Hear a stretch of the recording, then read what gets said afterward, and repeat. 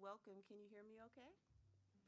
So thank you so much for joining us here for the launch, the symposium, the marking of this particular moment that is the publication of After the Postcolonial Caribbean by Professor Brian Meeks. We have two panels today, as I'm sure you know, but if you did not happen to read your introduction or your materials, let me just let you know. The first will be Professor Bogues, will tell us some things about the press, publishing, whatever else he wants to bless us with today. And then the second panel will be Professor Kamugisha and Professor Meeks in conversation. To introduce, well, first of all, let me do the land acknowledgement.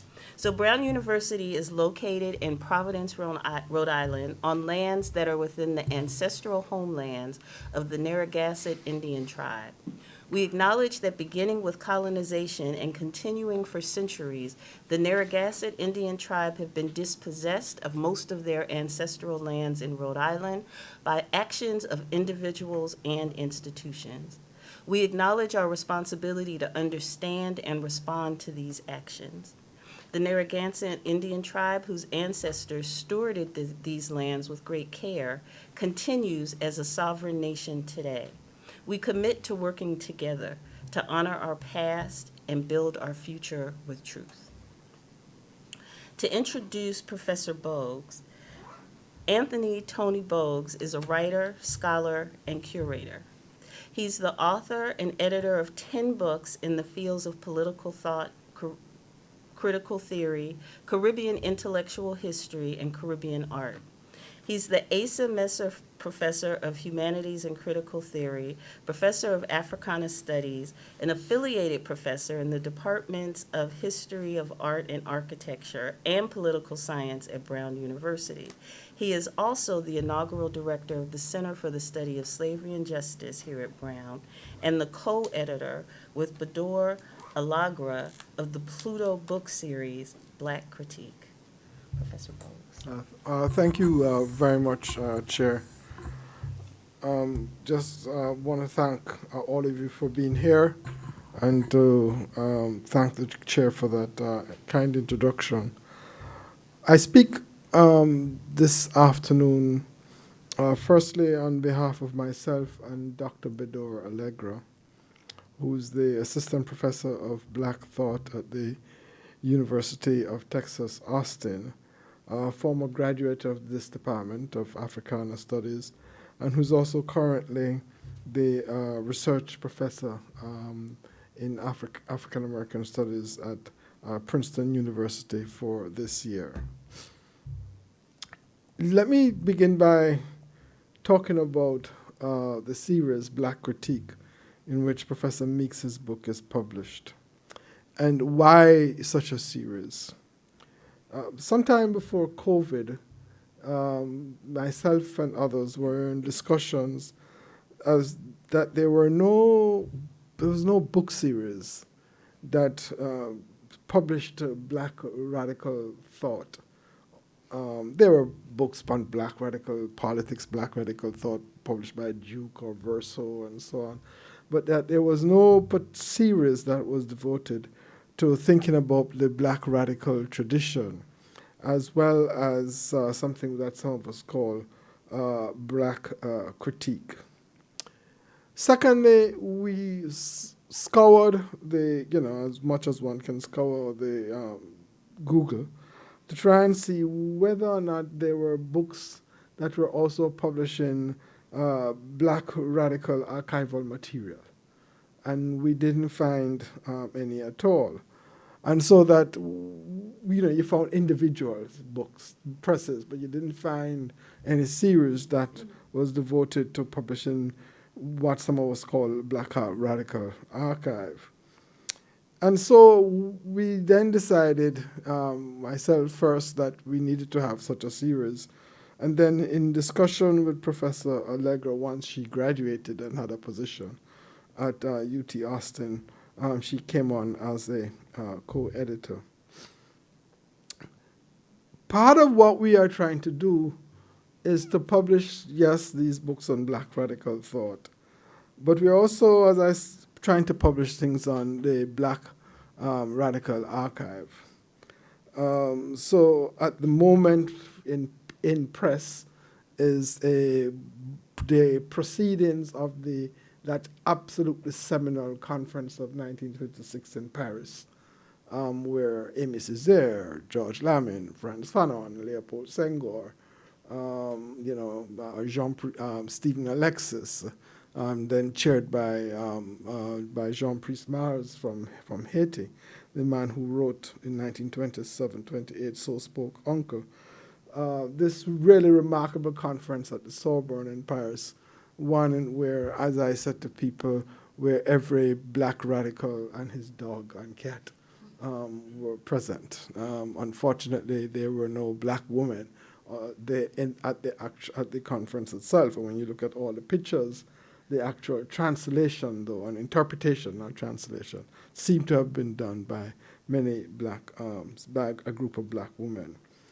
So we are now in the middle of putting that book together, because in English, it was published in Presence Afrikaans in Paris, and as part of some of the work that we do. We are also about to publish, sometime by December, the speeches and writings of Fred Hampton. And we think that's, again, it's an archival project, but we think it's an extremely important archival project. And we're also about, we just signed off, and so we'll publish by the end of the year, a book on the African liberation movements, with participants who were involved in that movement. And with the exception, quite frankly, of Ethiopia, because of the way we considered Ethiopia to be a special case, and that we will actually do a special book on Ethiopia, given all that's happening in Ethiopia today. So if you look at if you look and see what we are trying to do, you would see that for us the black critique geographically is really about the black world. It's about Africa. It's about Latin America. We're going to publish, for those of you who know anything about South Africa, in another 2 months we'll publish the selected writings of Neville Alexander from South Africa. And it's about the United States, and it's about the Caribbean, which is why when Brian's book came to us, immediately we thought this should be published in the series. So that gives you a sense of direction of what it is that we are trying to do. We just rejected a book of poetry. We were not so sure, and we kind of hem and hawed about it, and in the end decided that we weren't quite ready to go there. But we have actually accepted some biographies. And my view is that we'll accept poetry in another year or so, when they, particularly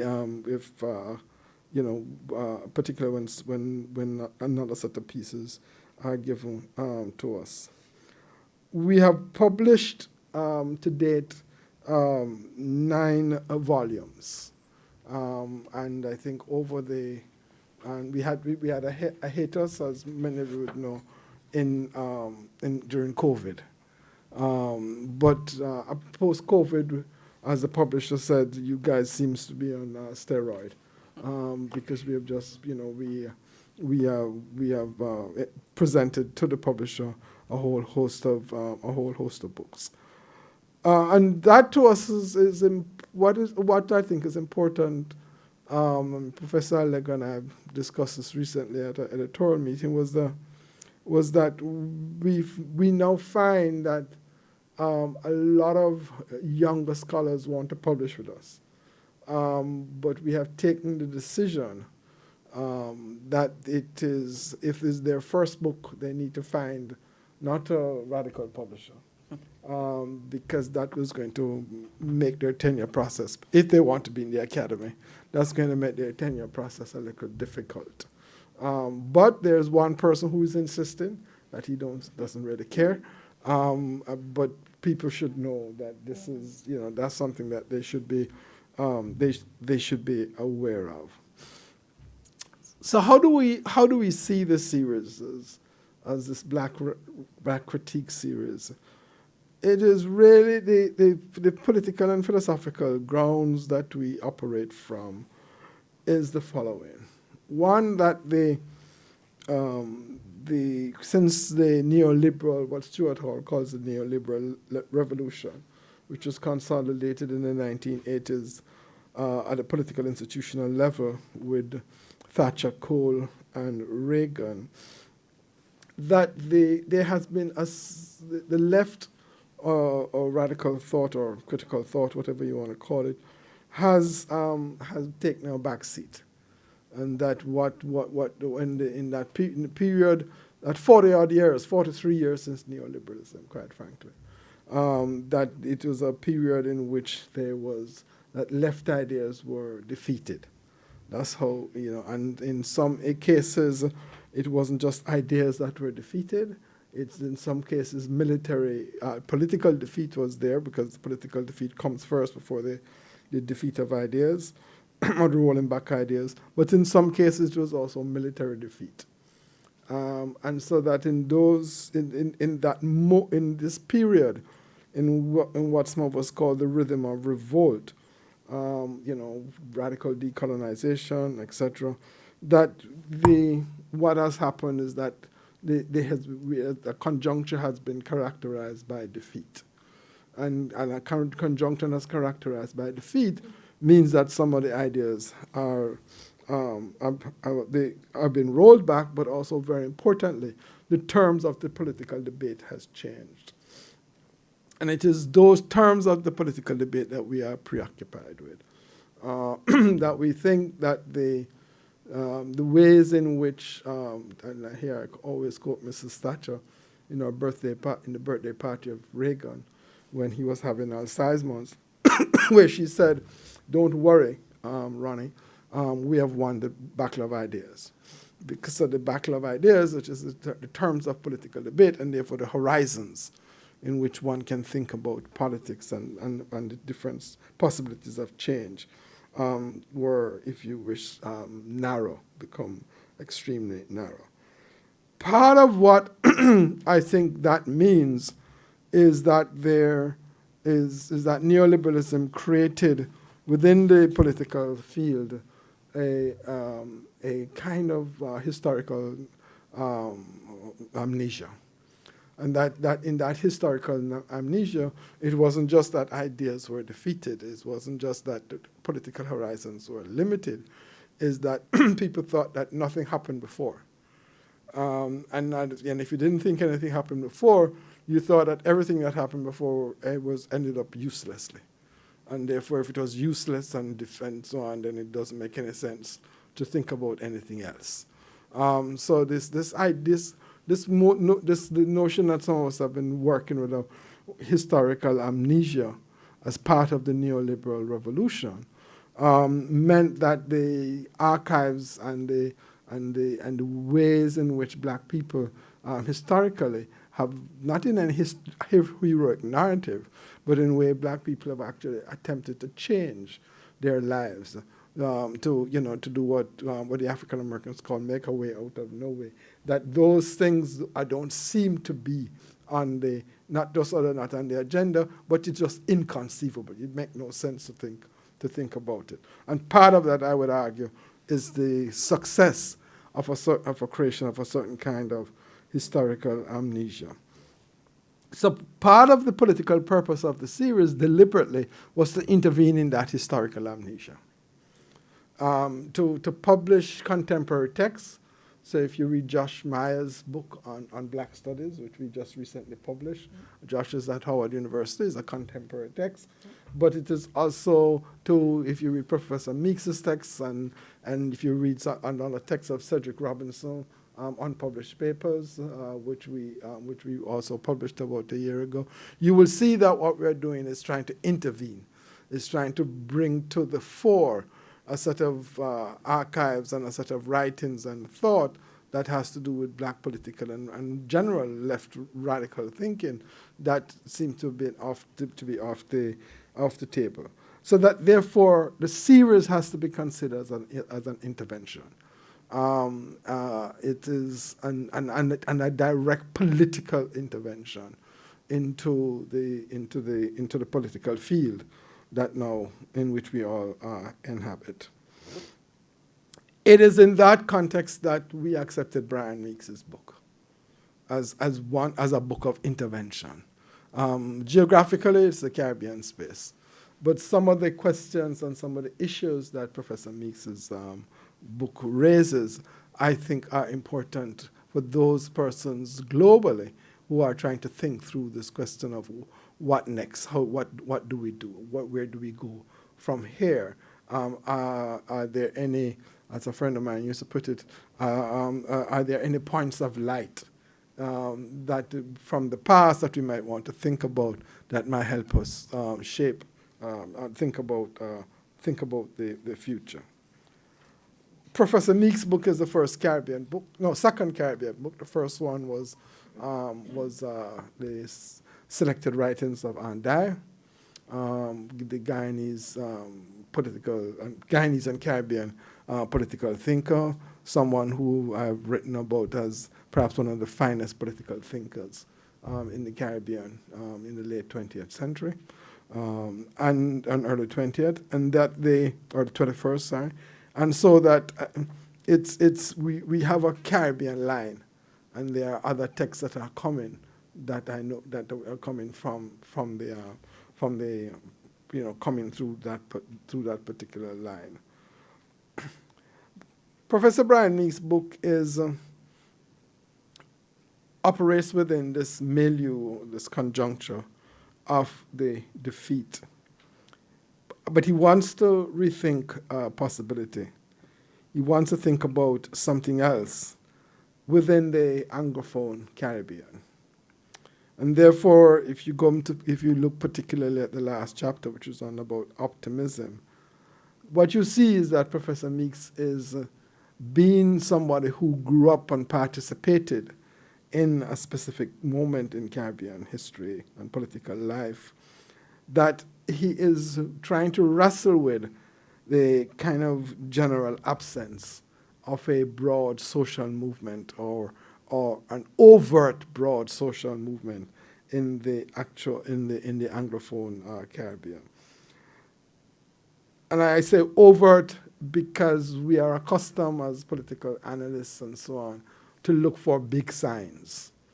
But there may be other signs, particularly in the Caribbean, I would argue, at the level of culture and the level of discourse that are taking place that we are not yet able to read, or we're not reading in a certain way because of the eyes that we have been trained, that we have and trained to look at certain things.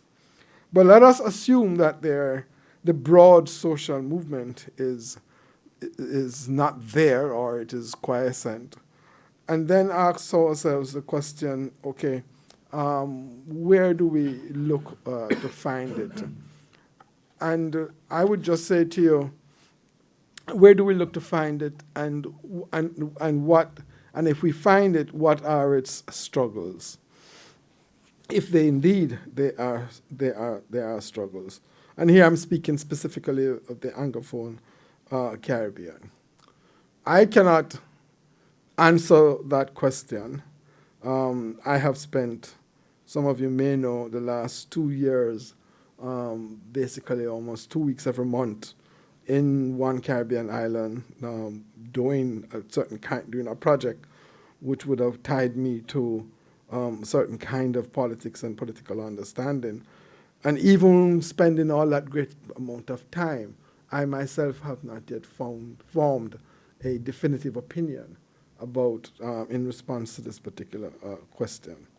However, I think spending that time has also opened certain things to me, which I would just want to share. One of them is to think about how does imperial power expresses itself today.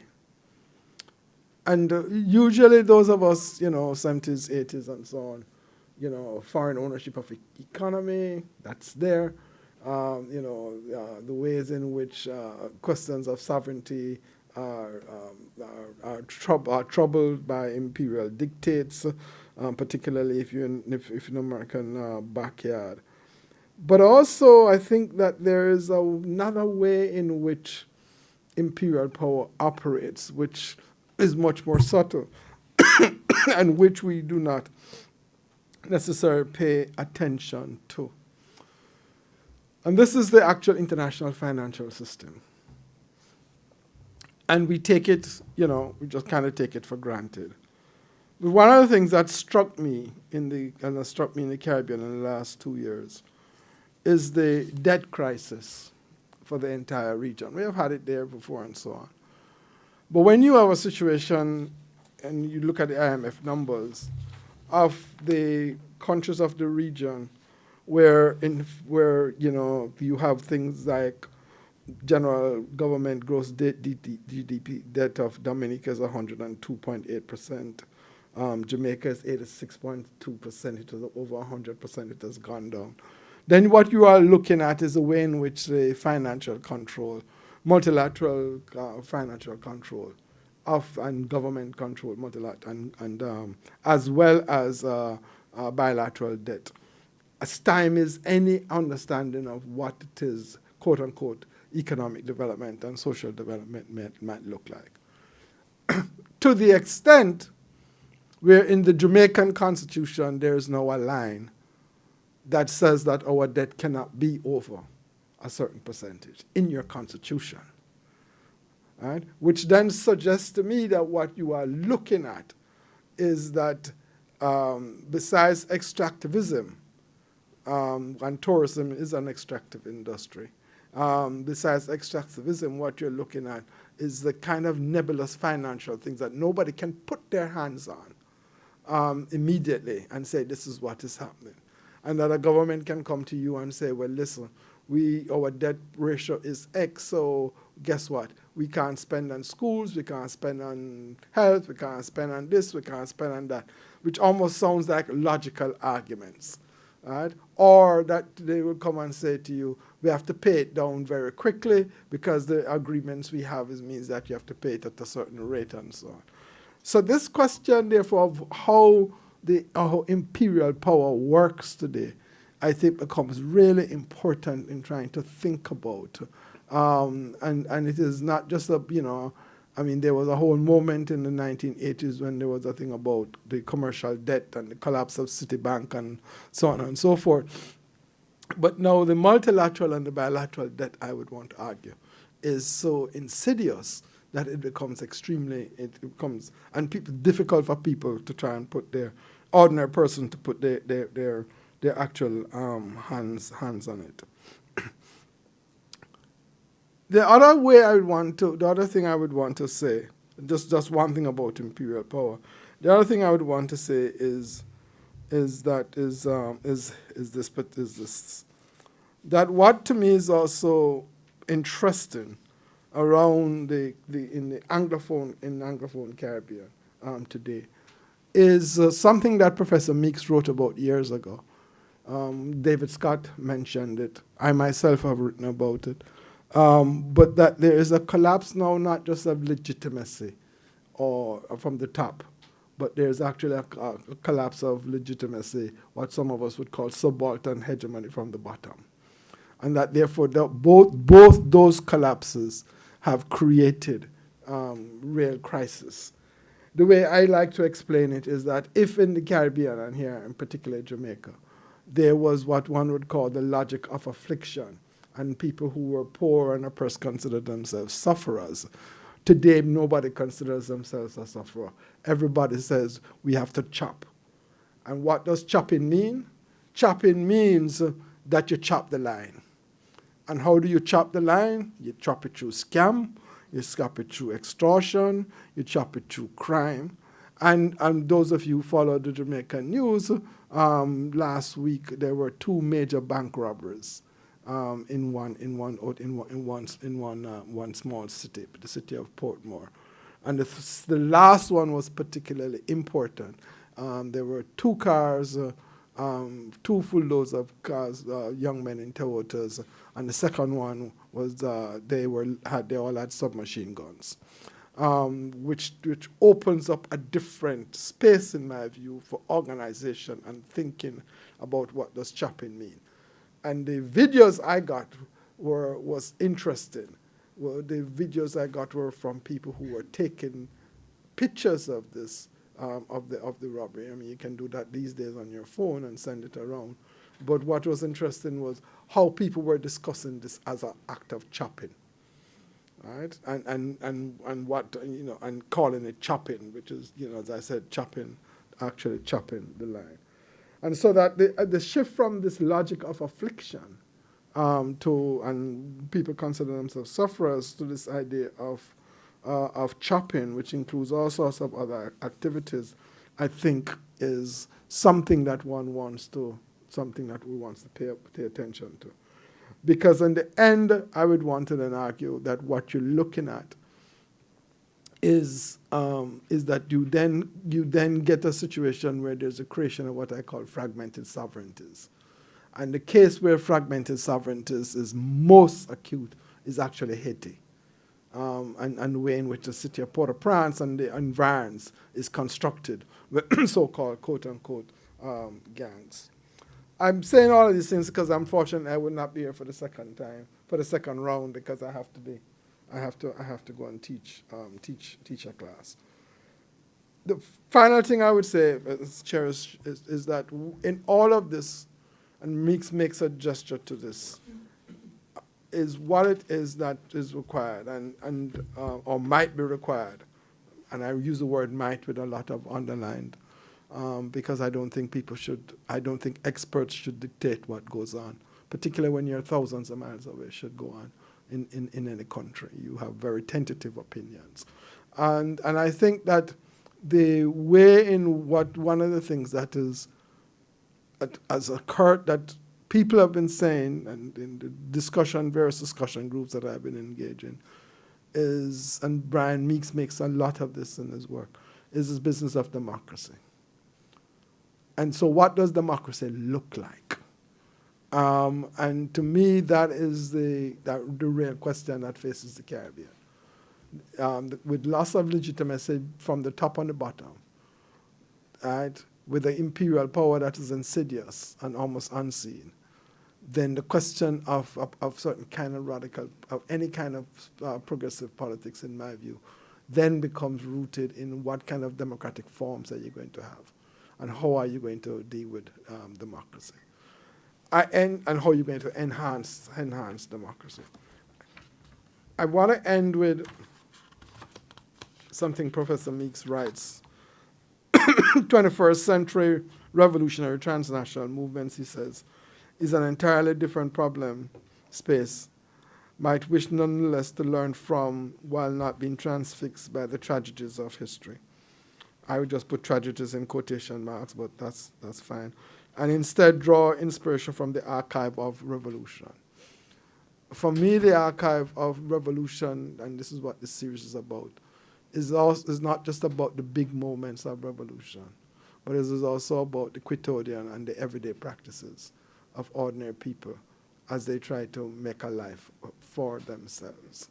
And that therefore any struggles that we are thinking about also has to attach themselves to those efforts to make a life for themselves in the middle of this mess that has been created by imperial powers.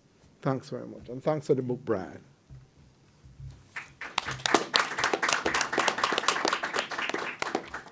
I mean, if nothing else, you're going to want to buy all of the books in the Pluto series. And also, I think that is a fabulous setup to the import of this book.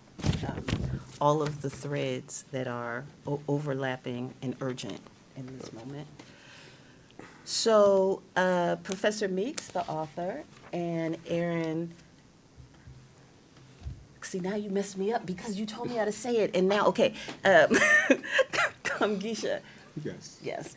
uh, are, are going to engage in a conversation. Professor Meeks is a professor of Africana Studies at Brown. He's published many books and edited collections, including Critical Interventions in Caribbean Politics and Theory, which is from 2014, Narratives of Resistance, Jamaica, Trinidad, and the Caribbean, which is from 2000, and Caribbean Revolutions and Revolutionary Theory, an assessment of Cuba, Nicaragua, and Grenada, 1992. His novel, Paint the Town Red, was published in 2003, and his volume of poems, he's a Renaissance man, right? The Coup Clock Clicks was published in 2018. Aaron Kamugisha is the Ruth Simmons Professor of Africana Studies at Smith College and the author of Beyond Coloniality, Citizenship, and Freedom in the Caribbean Intellectual Freedom. In the Caribbean Intellectual Freedom? Tradition. In the Caribbean intellectual tradition, and the editor of 7 edited collections and 6 special issues of journals on Caribbean and Africana thought. So without further ado, I'll turn things over to two of you. Thanks, Noliwe. And I'm going to say a couple of opening remarks, and then Aaron and I are going to engage in a conversation. If this works out, I agree with it. If it doesn't work out, it's Aaron's idea. But we're going to try. Thank you, Tony, for that sort of framing and introduction. And thank you, Bedor Alagra, for your Black Critique series in which the book appears. Thank the entire team at Pluto, a radical press in London, quite remarkable history, for considering it worthwhile. Thanks to my colleagues in and out of Africana Studies at Brown, Noliwe for chairing, and I see 1 or 2 others of my colleagues here. Thanks for coming, and for everybody who is here. Thanks to Aaron Kamugisha from Smith College, but formerly like me from the University of the West Indies, for finding his way from Massachusetts via complex train routes to get here. And last but far from least, my wife, Patsy Lewis, for extraordinary but not unusual intellectual support and encouragement as the ideas for the book took shape and form through the long COVID days and nights. Thank you, Patsy. Some books begin with clear and detailed plans. Hypotheses are established, chapters and sequences are laid out, funding is secured, and then over a very defined period of time, the manuscript is drafted. There may be many more stages before the book appears of editing, cutting and pasting, extending and contracting various sections, but the overall approach is one of a clear project written and published in a defined period of time. This, however, is not such a well-defined book and has followed a somewhat more meandering, convoluted path. I've been thinking for some time to write a book reflecting on a number of critical thinkers, activists and scholars who inhabited the space of my growing up, the post-colonial Caribbean of the 60s, 70s, and 80s, in order to better understand its atmosphere, mood, and zeitgeist, and why those first post-colonial decades followed their own parlous roots. And this original conception was supposed to have been a bigger work involving perhaps 8 to 10 chapters. At the same time, over the past decade, I've had another book in mind, developing and moving beyond a study I published in 2007 called Envisioning Caribbean Futures, Jamaican Perspectives. Envisioning, as I suggested in this volume, was produced in a moment of stasis, when the Caribbean impetus towards radical change had ebbed, but there was as yet no counterflowing tide, either regionally or globally, on which to think and imagine more expansive, capacious futures. The uprisings of 2019 and the George Floyd global protests of 2020 were, as I argue in the introduction, a bend in history's river, and the moment in which we need to abandon the defensive, even pessimistic thinking of the recent past and begin to think in earnest and more positively about the outlines and contours of a better world.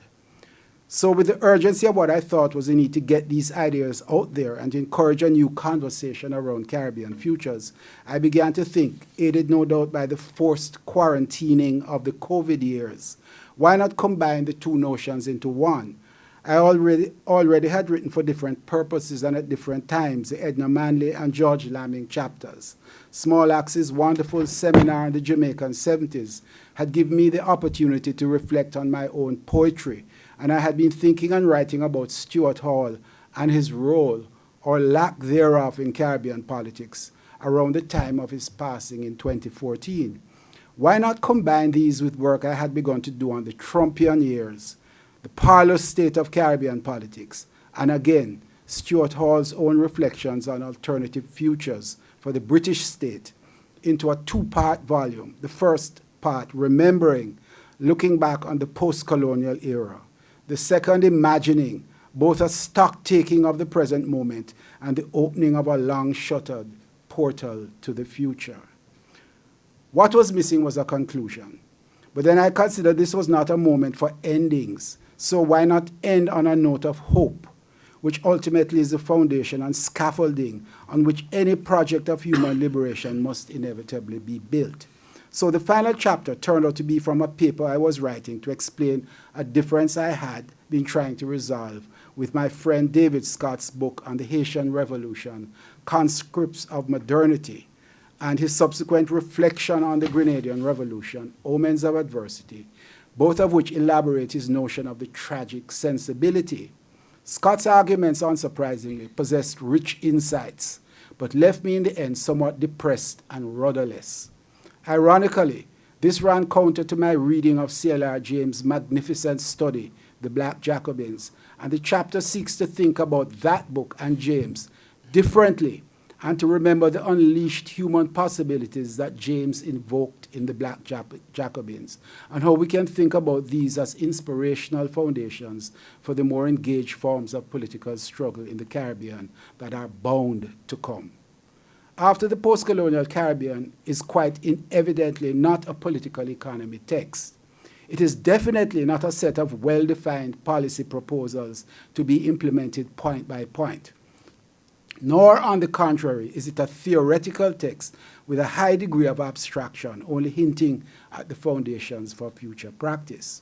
Rather, as I see it, it is an early meditation on what we can begin to think about as the post-colonial past, followed by a series of gestures and sketches suggesting the barest outlines of possible emancipatory futures.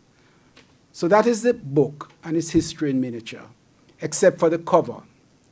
Myself and my wife, Patsy Lewis, bought the etching on plexiglass Le Royaume de ce Monde, the kingdom of this world, from Edouard Duval Carrier when he visited Brown's Center for the Study of Slavery and Justice some years before COVID struck. Can't remember how many years because COVID distorts time. Some years before COVID struck. The piercing eyes, as Edward told me in response to my query, were those of the witness, T. Noel, in Allegio Carpentier's iconic, if contested novel of the same title. And below T. Noel's gaze is Christophe's magnificent fortress, La Ferrière. What better way, I thought, to capture the power and majesty, the will to be free of the revolutionary anti-colonial moment, yet simultaneously the dangers and uncertainties that lie along any path of radical transformation, than to try to portray graphically the history of the first post-colony.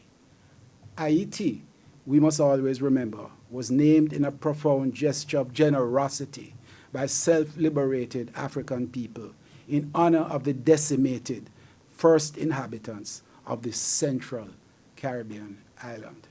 Thank you. Over to you, sir. Indeed.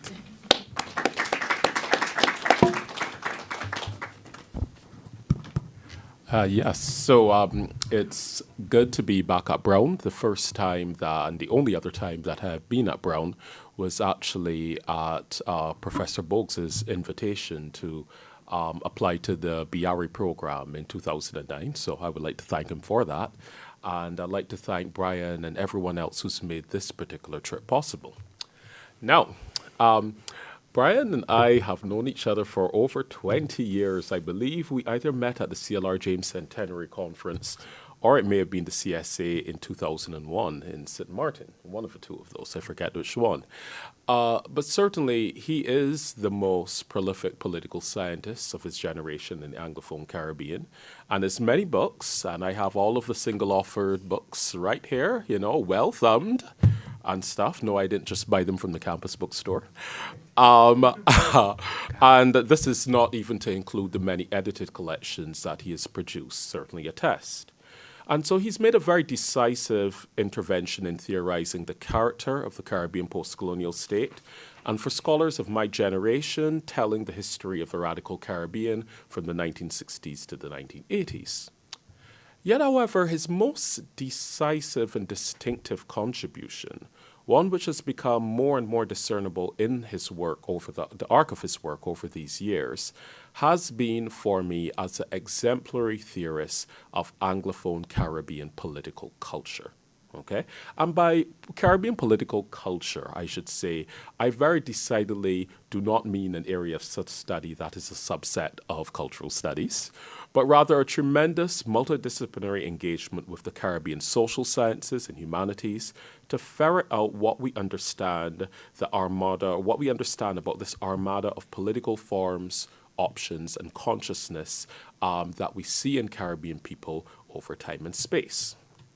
So in suggesting that we have a dialogue here, I have crafted 7 questions that I want to ask Brian. And yes, it is my fault if this does not work out very well, okay? And I'm going to get to them, but I first want to make a couple of comments about the introduction to this book. So there's a point on page 20 in which, after reviewing 4 scholars' recent work on the question of sovereignty and the Caribbean political, and those 4 scholars are Lyndon Lewis, Deborah Thomas, Yarimar Bonilla, and myself, Brian suggests, and I quote, "However, beyond asserting a set of new and critically important ethical principles, there is in all a relative silence or hesitance as to what comes next," end quote. And so his position seems to be that these 4 authors shy away from a direct engagement with state power and indeed the potential capture of this power. So to give you another quote, "What appears to be missing is a necessary and equally robust parallel conversation on how to imagine, construct, and fight for a new politics, alongside the essentially philosophical and theoretical effort present in abundance here to think about its guiding ethos." And it's certainly a characterization of my text, I will not speak for the others, that I actually agree with. There are certain urgent questions that he asks us about reconstructing the political order in the region. He lists 10. They're all important. You're going to all read them because you're all going to buy the book, of course. But I just want to list them quickly for you before I get into my questions. So the first one is questioning an economy based on extractivism. The second is the health system, or the idea of these 2 models of private and public systems. And these are all about reconstructing the political and social order of the Caribbean region. Okay. The third is a question of educational system and the elite versus non-elite schools, and the whole question of the kind of legacies of colonial education. The fourth are women's rights and LGBTQ issues. Fifth, reparations and our relationship to Pan-Africanism. Sixth, the question of racism in the contemporary Caribbean. Seventh, Caribbean diasporas and their relationship to home. Eighth, the question of the indigenous Caribbean. Ninth, a political forum beyond Westminster and the question of a borderless region and world. And 10th, how to think beyond capitalism. And I think that the marvel of this book is that Brian manages to address and touch on practically all of these issues and give us something of value to think with on practically all of these issues. So, my first question for Brian would be this. How do you perceive after the post-colonial Caribbean as a development and extension of the work that you've been doing for the last 20 years? An easy one to get started. Mm-hmm. Thanks, Aaron. And I feel as though I'm sitting SATs again. But let me try anyway by saying that it's definitely an organic extension of work I've been doing, because this sort of Sankofa-like looking backward to look forward is what Caribbean history has always been about, what the historical project has been about. But I've also been very conscious in late middle age of recognizing that my own history, the history of the post-colonial, the first post-colonial generation, so to speak, is very critical itself on its own grounds in helping us to understand, and the extent to which you can tell history from a first-person perspective, of course, always relying on the archives as well, is going to be very important, assessing what succeeded, what failed, and therefore, hopefully, where we need to go.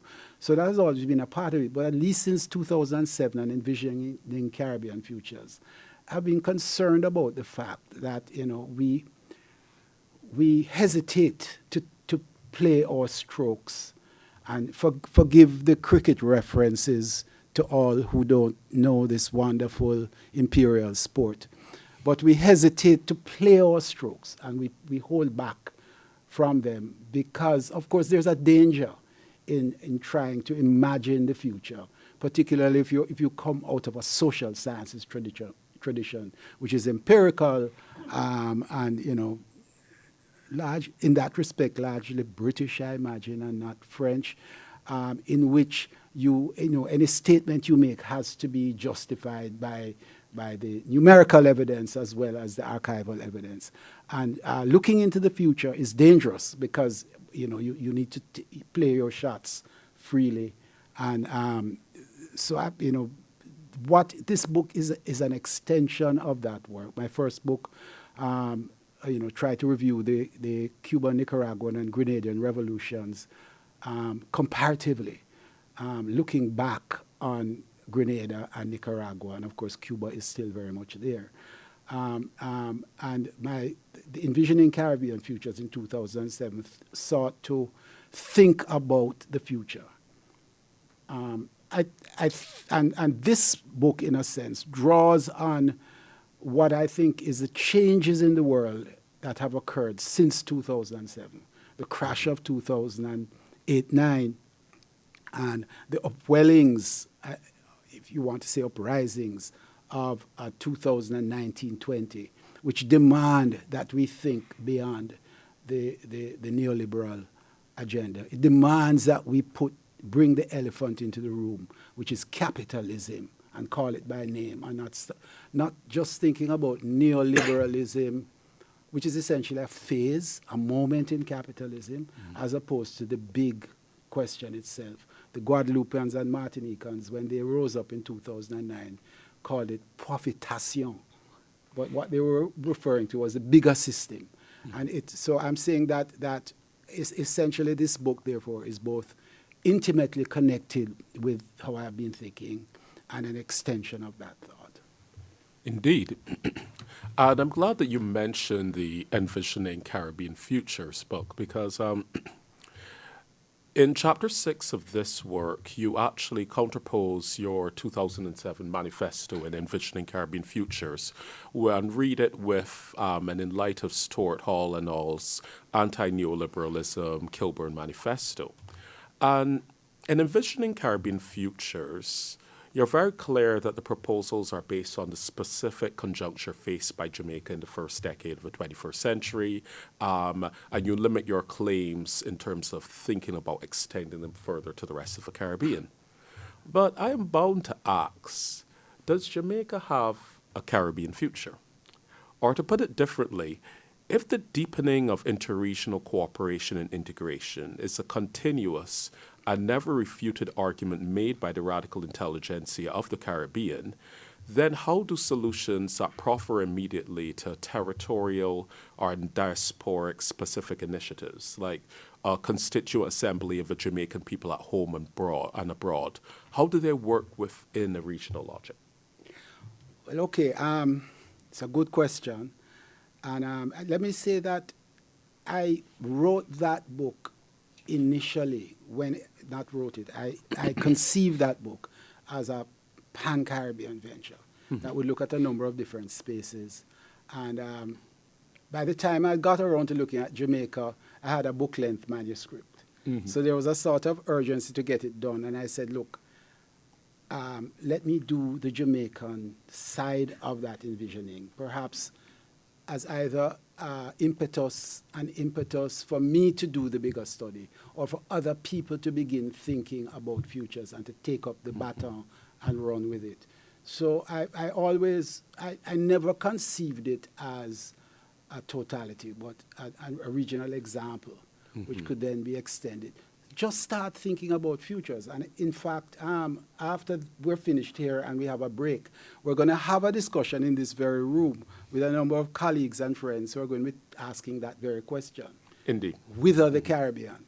And the reason I'm insistent upon it, and have been at least for myself, is that not enough people are asking it. They can talk about the budget and how much you're going to put in the budget next month. They can talk about people being, shot and the murder rate and so on and so forth. All essential questions.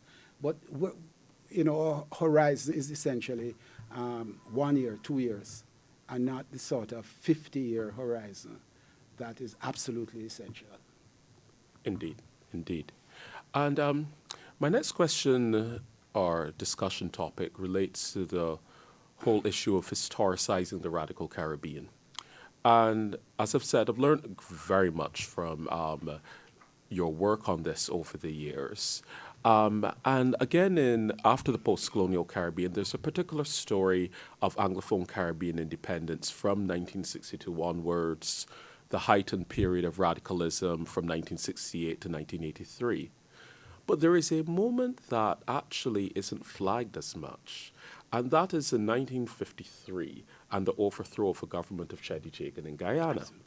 And I've wondered over time, and in many ways, I use the same schema in some of my own work. Okay, so this is an autocritique, very much too. But I'm wondering, what would it mean instead to shift this discussion of Caribbean post-colonial politics back a decade and consider more closely the ways in which the conditions for both post-colonial misrule were set in the late colonial periods, the last decades, and also some moments which allow us to understand or trace a particular conservatism within the Caribbean politics from that period of time onwards. Because Guyana in 1953 is essentially important, not just for understanding this post-colonial trajectory of that country, but also for assessing post-World War II Cold War politics and the conservative turn in the region that are going to reach their apogee in the 1980s. So I was just wondering if we don't need to go back a decade earlier, which may seem counterintuitive because, of course, the first Anglophone Caribbean countries to get their independence are in 1962. But we know the terrain of post-colonial politics are more or less in place after universal adult suffrage and in the very late colonial order, or the last decade before independence.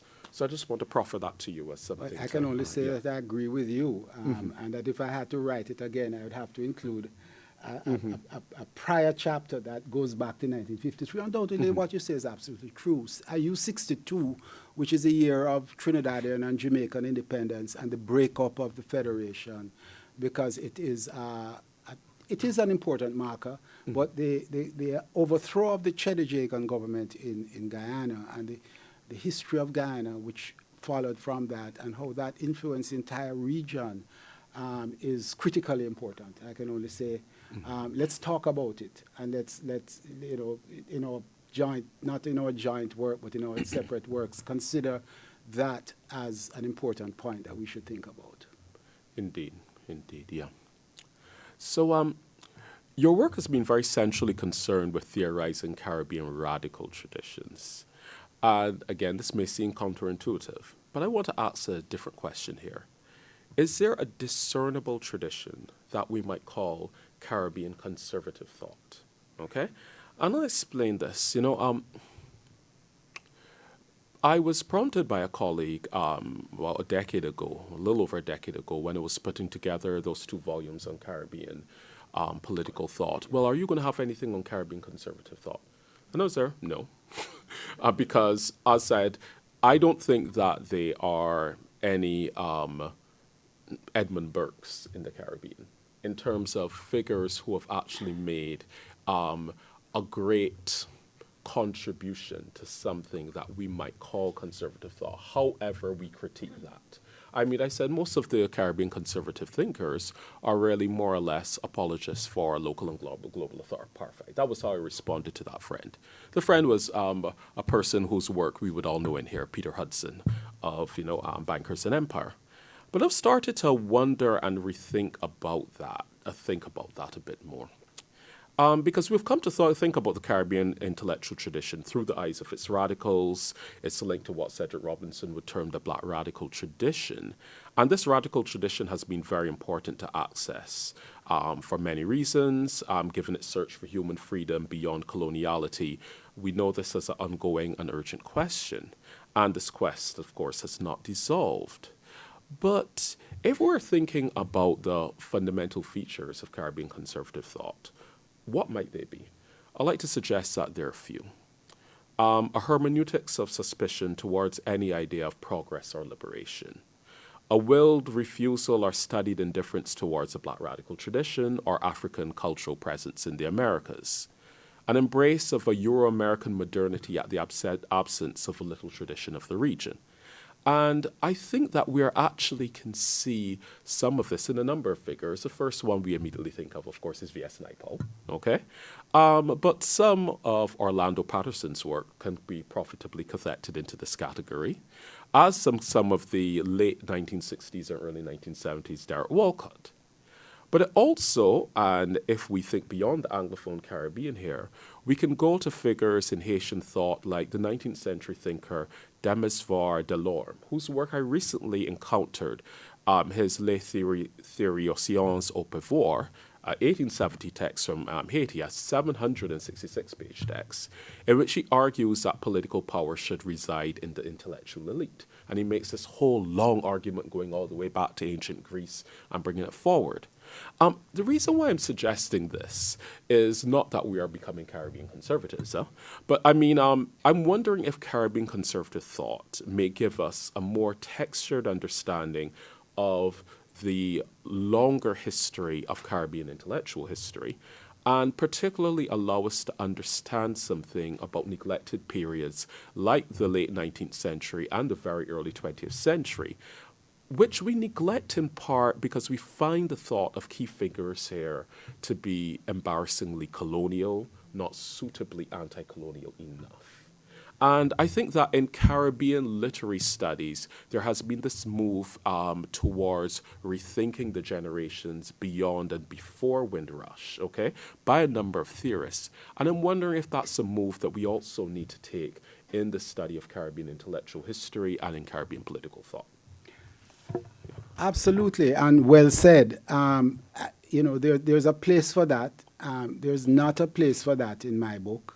Mm-hmm. Because my book is about the radical tradition, mm-hmm. and it's more so its weaknesses than its strengths, because in the generation after the 1960s, it failed.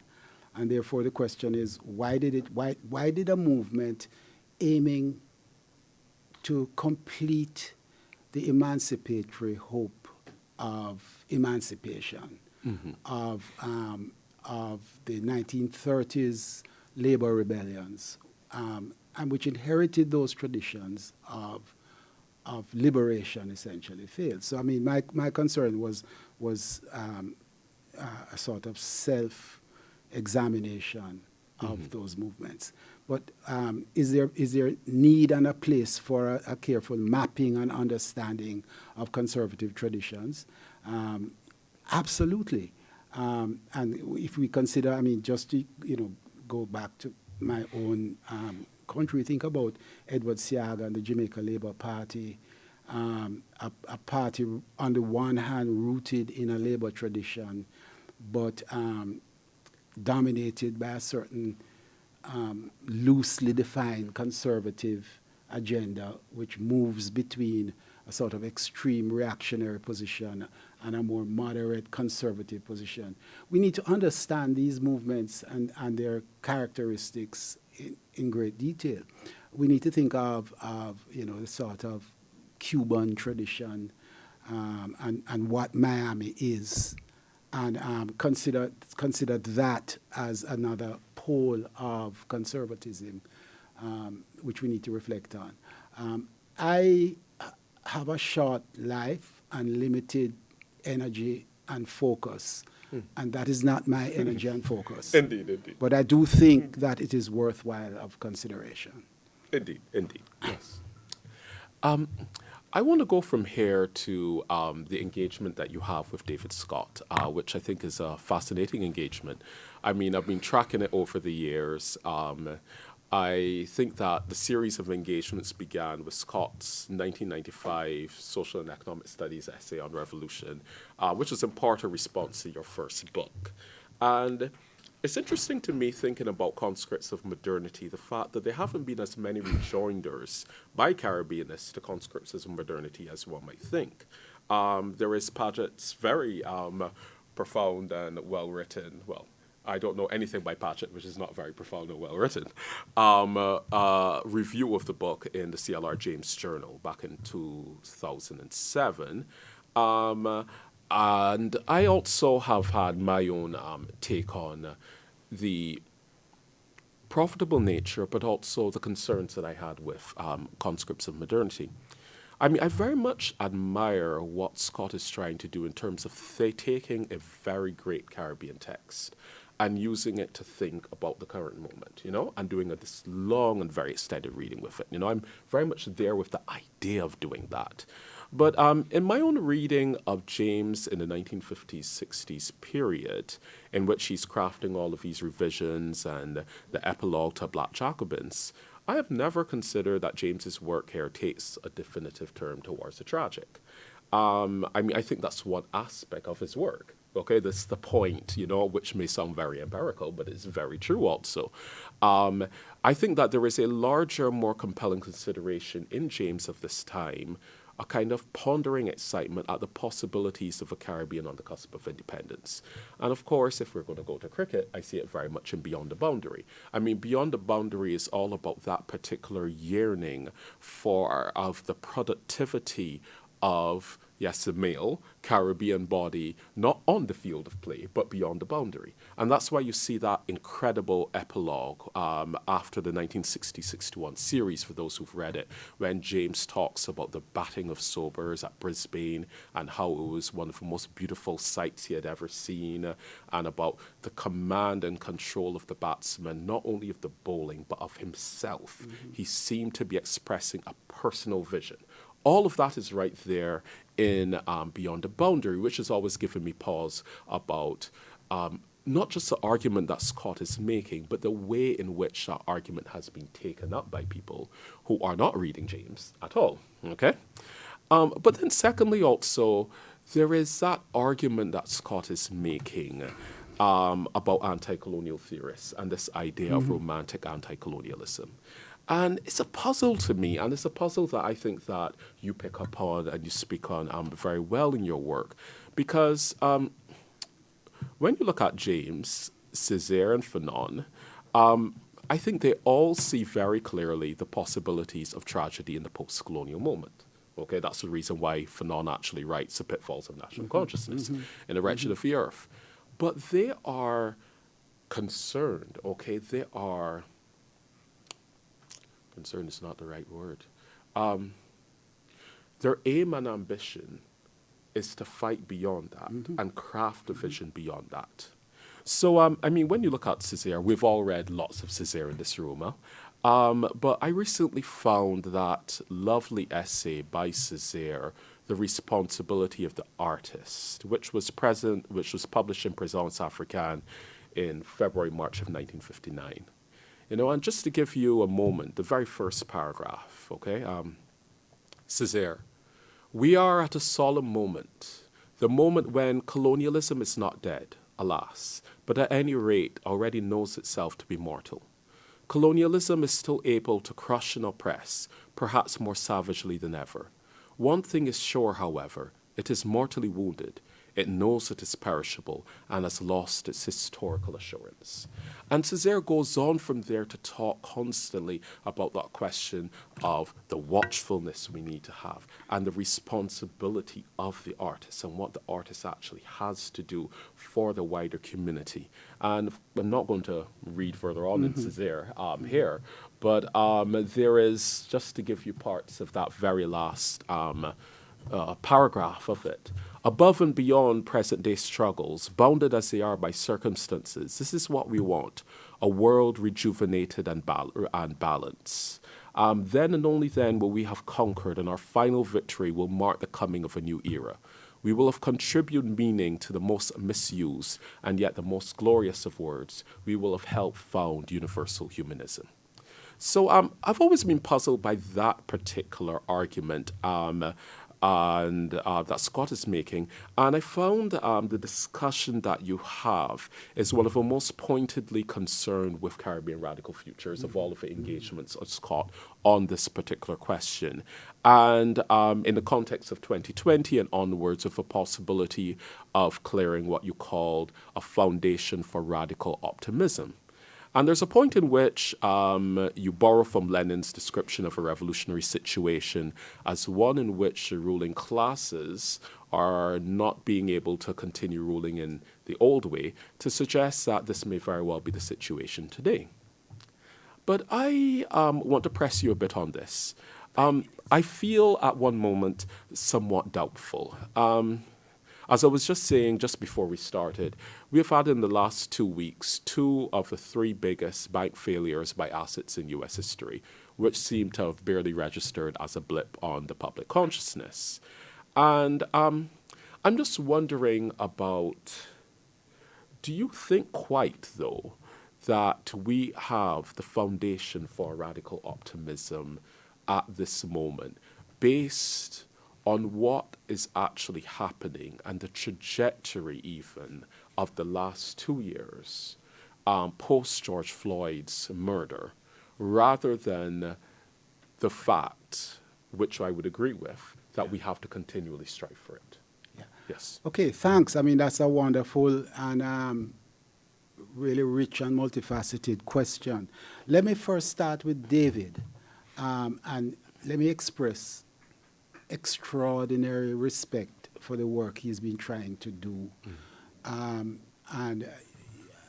you know, I see a few anthropologists in the room, so most of you may very well know Scott's work. But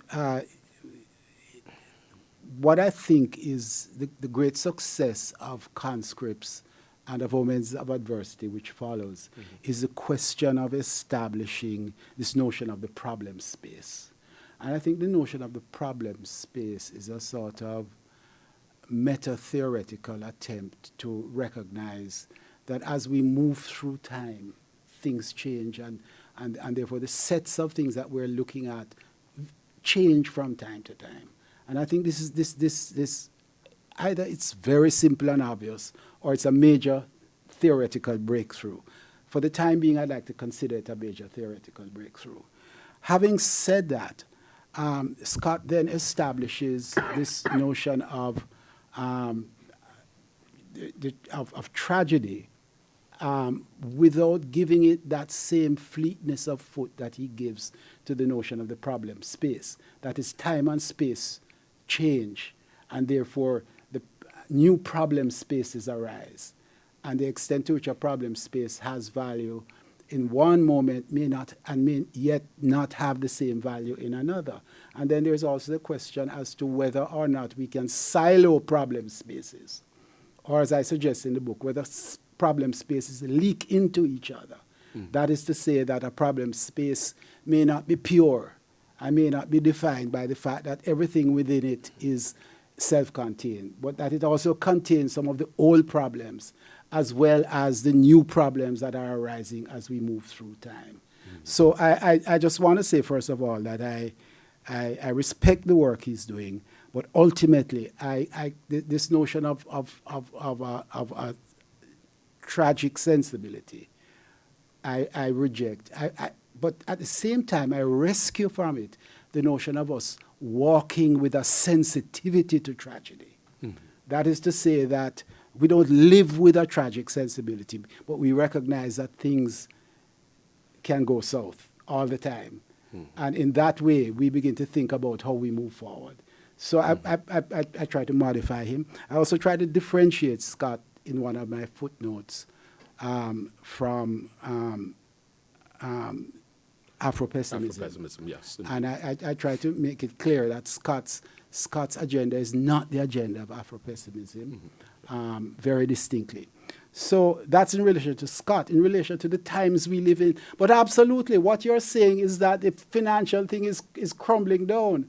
You know, I mean, we just got out of 2009, and now we're faced with a new crisis. You know, and those of us with pensions are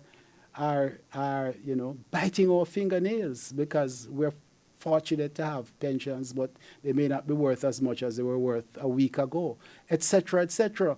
This is what a crisis looks like. We're living in it. And there are two dimensions to that.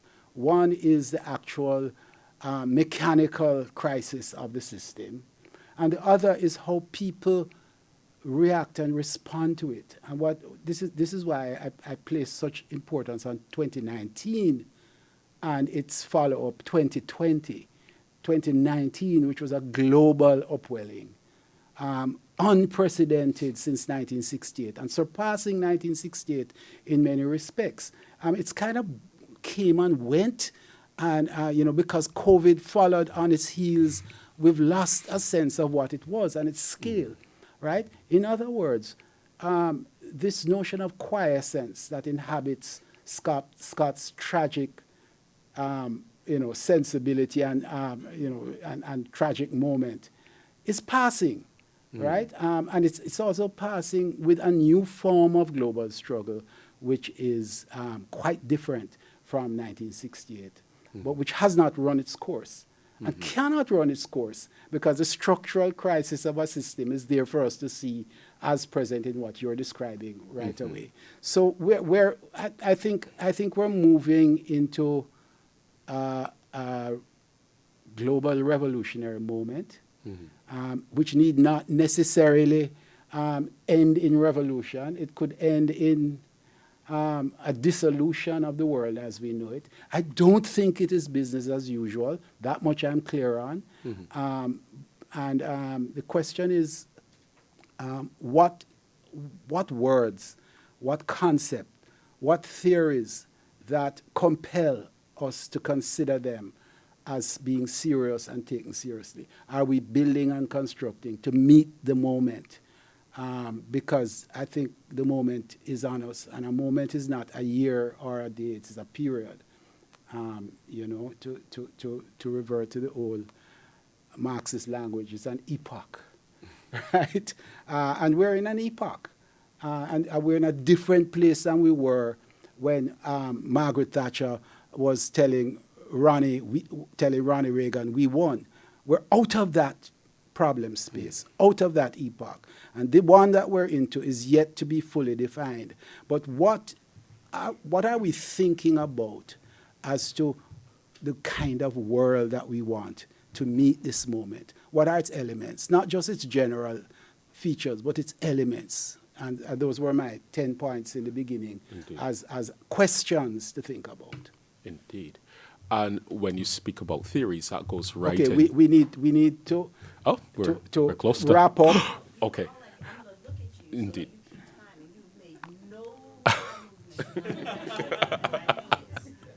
Yes. We do. Okay, so I'll ask one question. My last two, I'll ask as one, and then I'll be finished. So when you talk about theories, the question would be on the recent work on racial capitalism and the upsurge in interest in the category of racial capitalism. How do you see this helping us discern the political economy of contemporary Caribbean racism? And joining on that, on the question of a socialist project in the Caribbean, you suggest in the work that we need to think beyond capitalism for reasons are undeniable as they are salutary. However, you don't actually ever suggest a socialist alternative, okay? Or even moving gradually towards a socialist alternative. So I just wanted to put that to you as the last question. So Yeah, 6 and well, 7. well, I do, and I disagree with you. Oh, okay. I think that my entire engagement with Stuart Hall and the Kilburn Manifesto is the beginning of trying to sketch the outlines of what a different kind of economy would look like. Now, and actually, Hall and team et al. They argue it's not the control of the state over people, but it's control of people over the state. He inverts the 20th century notion of a central state, a command state, and he suggests a kind of state in which the people are intimately involved in the inner workings of its decisions. So it's not an anarchic position because there is a state, so I'm beginning to untangle that, and in fact, I actually use a phase drawn from the Jamaican reggae singer Burning Spear, social living, Yes. to refer to a Caribbean notion of socialism. Indeed, indeed. Okay, yeah. All right. So, questions,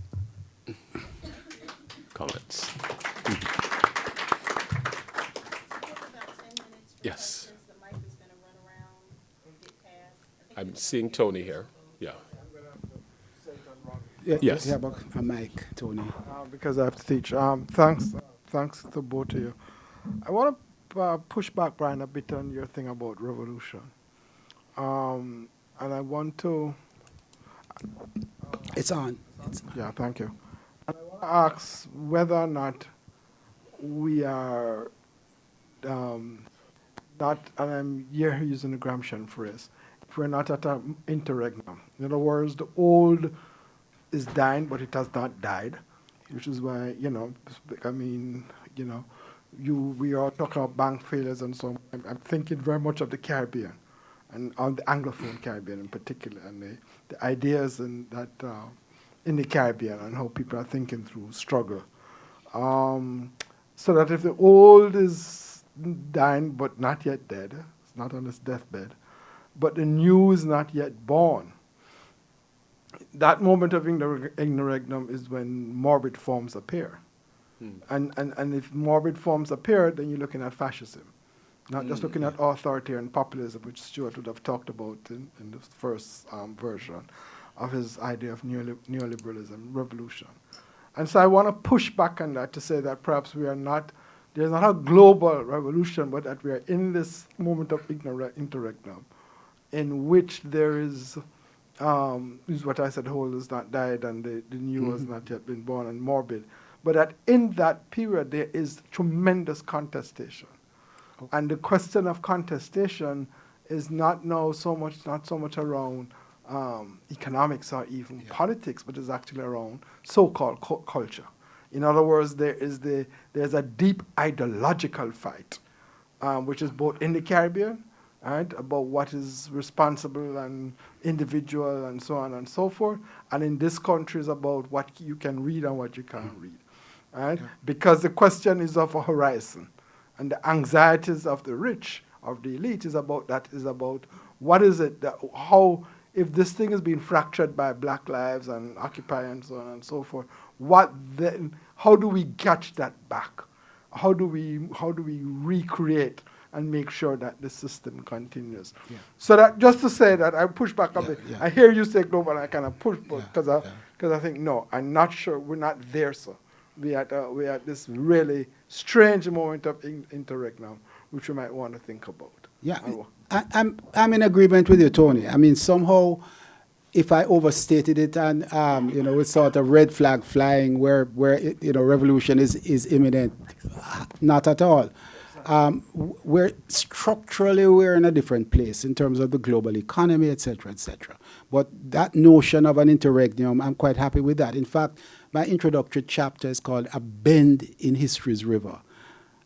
specifically because I don't want to give the impression of a 180-degree turn or anything. It's a bend in the river. This is what the moment of 2019 was, I thought. And absolutely,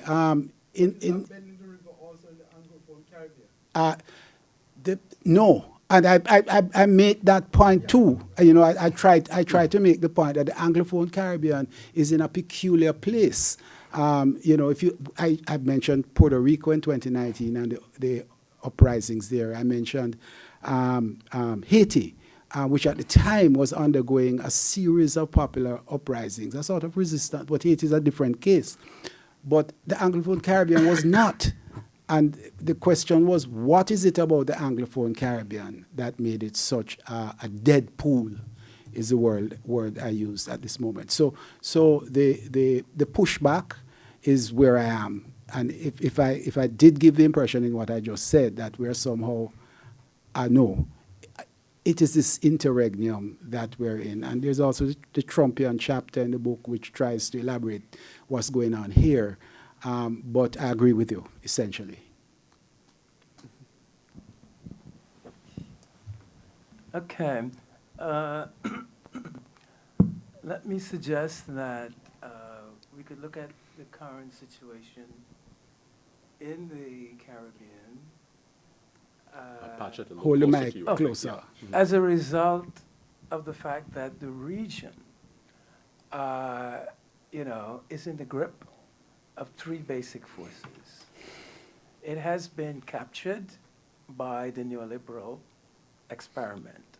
No question about that. As Lloyd Best put it,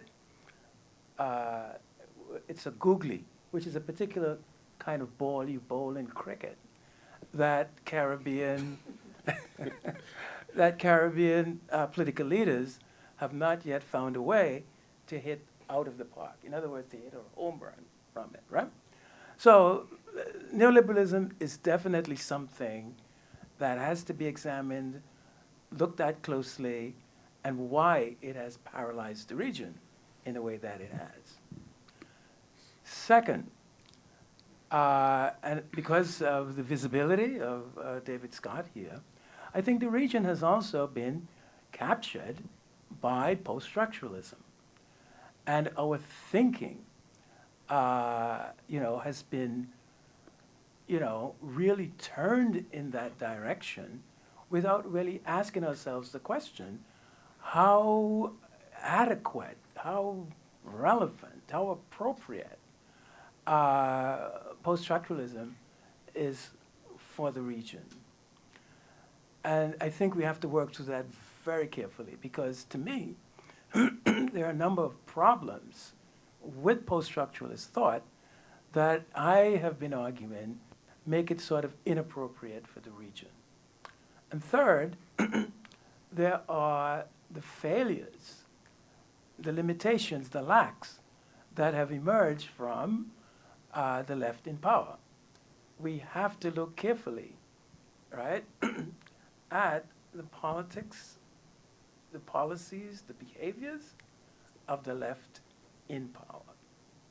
And I think if we look at these three forces objectively as we can, the way forward, at least ways forward, not the way, ways forward emerge very clearly, right? So this is why I just don't see this as a tragic moment, There's a way out of this.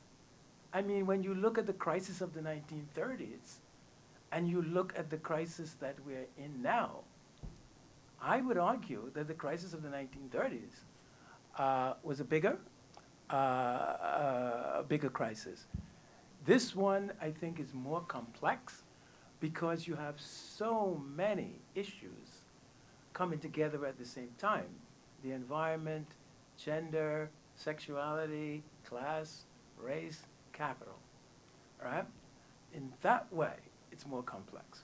But in terms of power relations, the kinds of things that need to be done, we can handle this. Yeah, well, I mean, that's pretty much what I've been trying certainly in relation to the history of the left, and certainly in relation to at least tackling with David.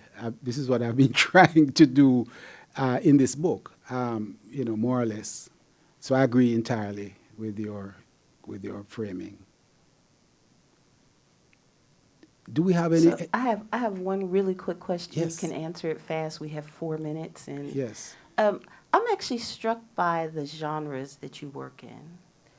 And I'm wondering if you could just talk a little bit about what those different ways of seeing, ways of analyzing a poet, a novelist, a scholar. Do you separate those when you bring your vision to these kinds of questions? Do they inhabit a similar space? How do you make space for what to come forward when? Does that make sense to you? Absolutely makes sense. If you live long enough, then you can actually inhabit some of these spaces in problem space categories, to quote my friend David Scott again, right?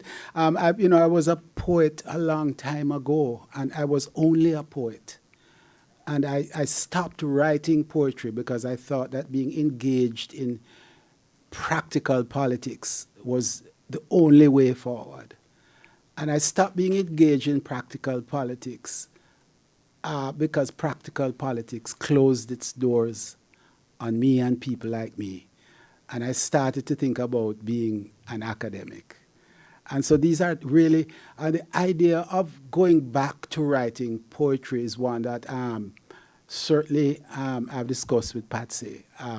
But, haven't found a space to do it simultaneously with this sort of footnote-driven fetish that we have in the academy, right? And so it's complicated, but I would like to think that, in the morning you fish, in the evening you write poetry, the next day you write a book. But it doesn't quite work like that, for me, at any rate. So if you live long enough, you get to write a novel and then write poetry, and it kind of looks like that, but it's more time and space separated.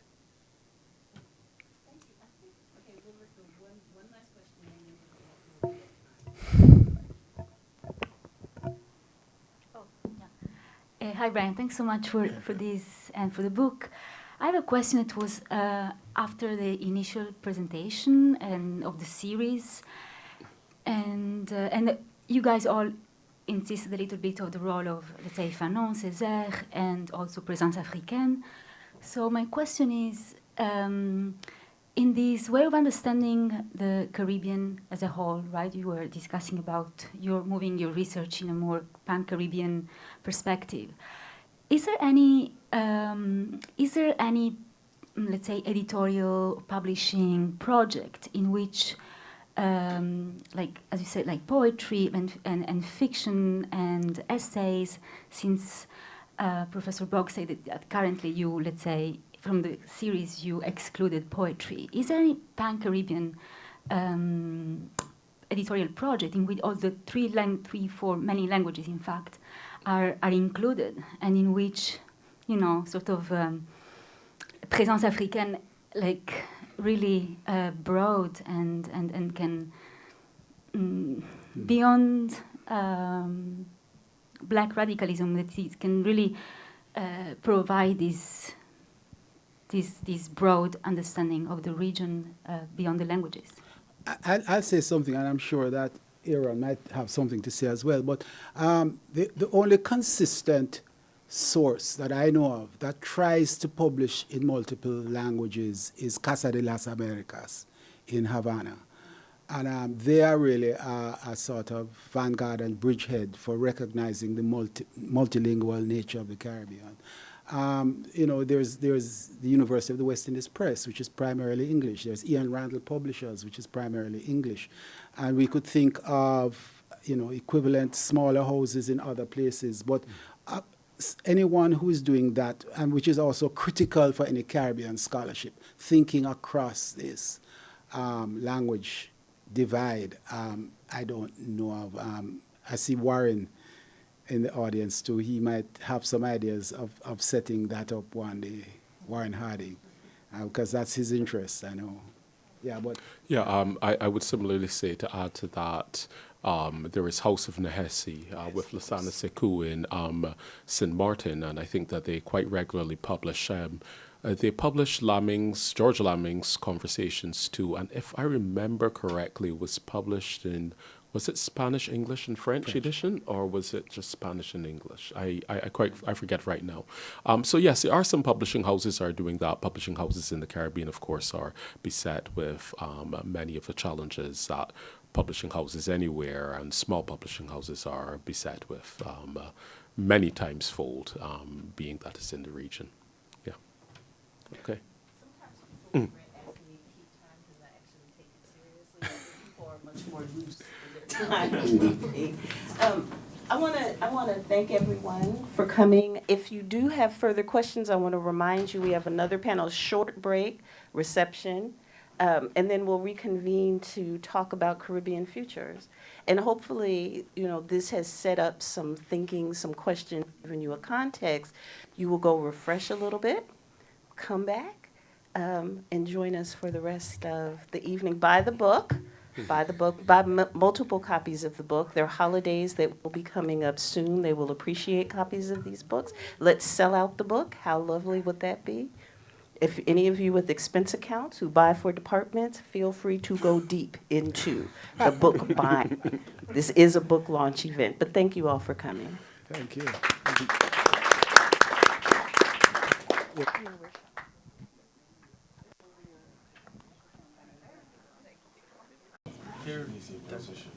No, I know, but did you Wait till tomorrow. We'll all be there tomorrow. Whenever we're ready. Okay.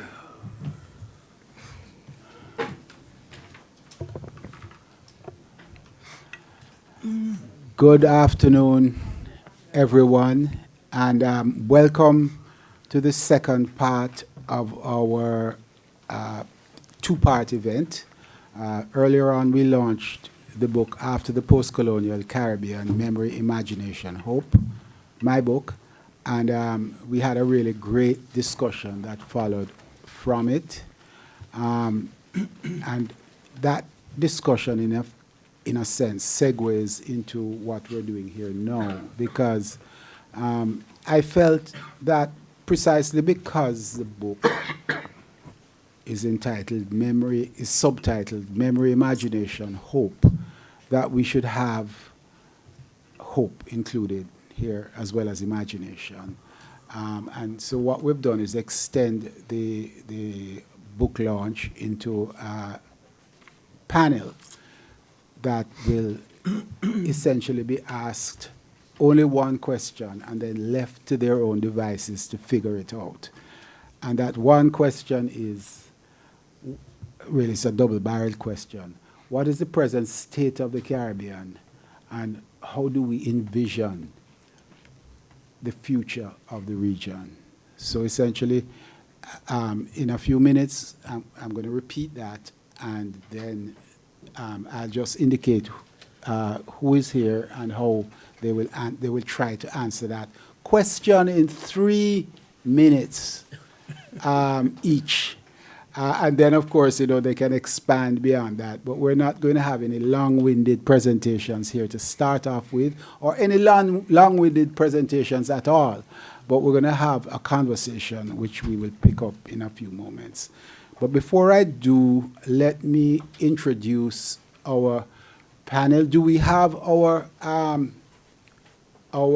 speakers who are coming in on Zoom? Okay. I'm seeing myself, but not the Zoomers. There's Alissa. Okay. Okay, so let me begin by introducing the people who are in-house, and then I'll go to our colleagues who are on the screen behind me. Beside me is Aaron Kamugisha, who was part of our very interesting discussion of the book earlier on, is the Ruth Simmons Professor of Africana Studies at Smith College. He's the author of Beyond Coloniality, Citizenship and Freedom in the Caribbean, and the editor of 7 edited collections and 6 special issues of journals on Caribbean and Africana thought. Next to him is Paget Henrys, Professor of Africana Studies and Sociology at Brown. He's the author of Peripheral Capitalism and Underdevelopment in Antigua and Caliban's Reason, Introducing Afro-Caribbean Philosophy. Editor with Carl Stone of the Neo Caribbean and with Paul Buell of C.L.R. James's Caribbean, and the editor of the C.L.R. James Journal. Beside him is Daniel Rodriguez. He's an associate professor of history at Brown University. He received his PhD from New York University in 2013. His work examines the social history of Latin America and the Caribbean with a focus on 19th and 20th century Cuba. His first book is The Right to Live in Health, Medical Politics in Postcolonial Havana, UNC Press 2020. Beside him, and to the far left, is Patsy Lewis, who is Senior Fellow at the Watson Institute for International and Public Affairs and Director of the Center for Latin American and Caribbean Studies at Brown. Her most recent publications are Caribbean Regional Integration, A Critical Development Approach, Routledge 2022, and Caribbean Integration, Uncertainty in a Time of Global Fragmentation, co-edited with Terry Ann Gilbert Roberts and Jessica Byron, University of the West Indies Press 2022. Immediately behind me and above is Alissa Trotz, who is, hi Alissa, who is a professor of Caribbean Studies at New College and the director of Women and Gender Studies at the University of Toronto. She's affiliate faculty at the Dame Nita Barrow Institute of Gender Development Studies at the University of the West Indies, Cave Hill, Barbados. Her recent publications include The Point is to Change the World, Selected Writings by Andaye, 2020, which was published in Portuguese by Edition Funilaria in Brazil, forgive my Portuguese, and with Arif Bolkan, Unmasking the State, Politics, Economy and Society in Guyana, 1992 to 2015, published in 2019. Below her on my screen behind me is Francio Guadaloupe, who is hi Francio, who is an associate professor in anthropology at the University of Amsterdam. He's also a senior researcher at the Royal Netherlands Institute for Southeast Asian and Caribbean Studies, KITLV. Guadaloupe is author of the monographs Chanting Down the New Jerusalem, Calypso, Christianity and Capitalism in the Caribbean, UC University of California Press 2009, and Black Man in the Netherlands, an Afro-Antillian Anthropology, University of Mississippi Press 2022.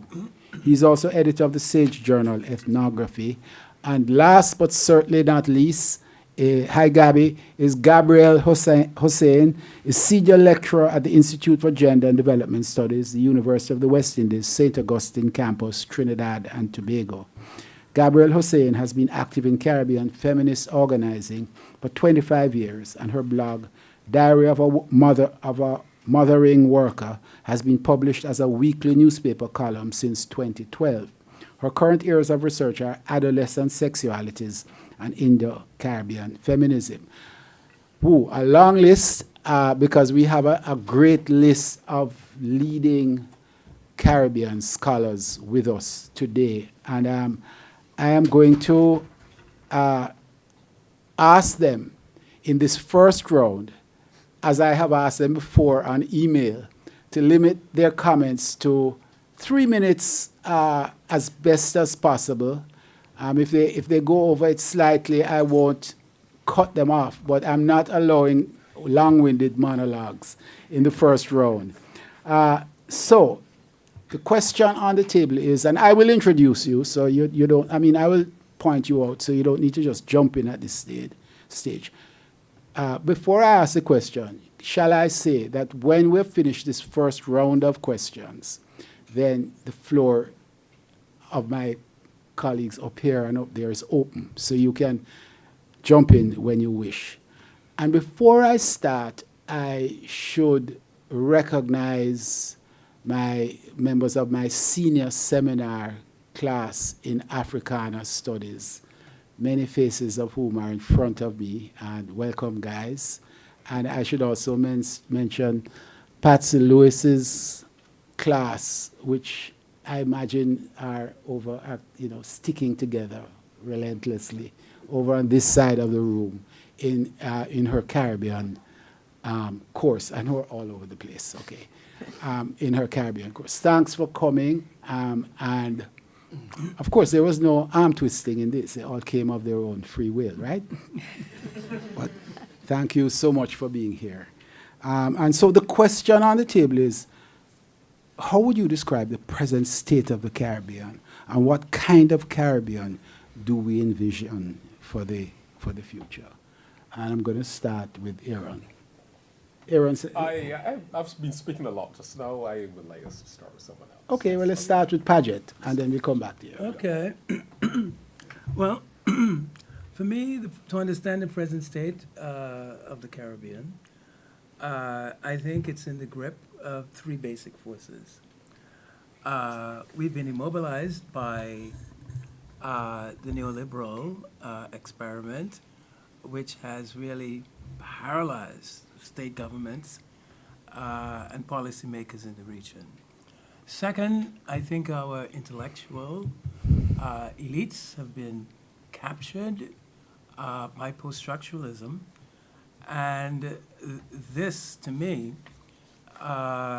is also a major, major stumbling block about seeing the way forward.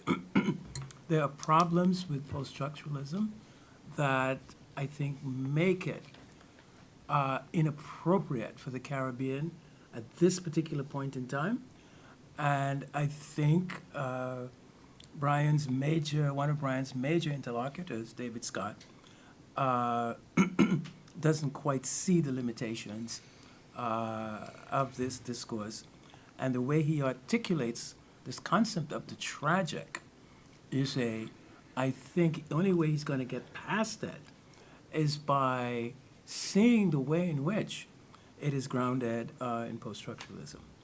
And then the third thing that I think accounts for the present state of the Caribbean is the leadership problems of the left, when the left either gets elected to office or they constitute a government, so that there's a need to look at the Caribbean left in power. We have to learn from the mistakes that we made. We have to learn all about the shortcomings of our ideas. They weren't perfect. And I think if we look carefully and objectively at those kinds of issues, then it just seems to me that the way forward is both open and clear. That's it. Okay, thank you, Paget. It's very tight. Danny Rodriguez. Okay. So I guess at the outset, I want to say, pessimism is an important sort of sub-theme of the book and something that you're pushing back against. And as I was reading it and thinking about talking about today, in many ways, of course, like pessimism and even despair seem eminently warranted, right? How do we, as a people, how do we as thinkers grapple with the seeming quickening of reaction over the past year in the United States, the rapid collapse of reproductive rights here, growing attacks on queer and transgender people across the region, growing power, although not everywhere, of the undemocratic right? How do we come to terms with the growing certainty that we're hurtling towards ecological catastrophe with profound implications for the Caribbean in particular? How much of our island masses will be underwater in 50 years?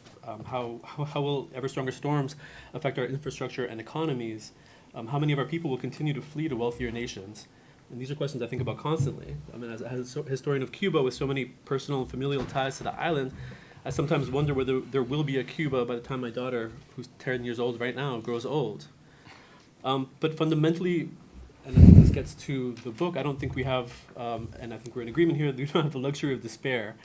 And like Brian describes in the book, I take solace and inspiration for the recent waves of mobilizations from environmental radicalism of young folks to the global Black Lives Matter movement, or closer to home, the recent waves of protests in Puerto Rico and Cuba.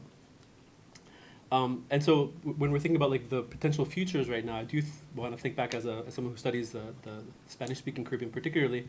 I want us to think about like, you know, I guess from that perspective. But like, you know, this moment, I've been thinking a lot about with such spiraling inequality, growing sense of impending catastrophe. I've been turning back to a book by Greg Grandin, historian Greg Grandin, and particularly the conclusion of his book, The Last Colonial Massacre, where he argues that the most important political fact of the region's long Cold War was not the brutality of violence and how it paved the way for neoliberal restructuring, but rather he sees the key takeaway as being the profound resilience and solidarity of social democratic thinking, and solidarity, despite the genocidal violence of the era.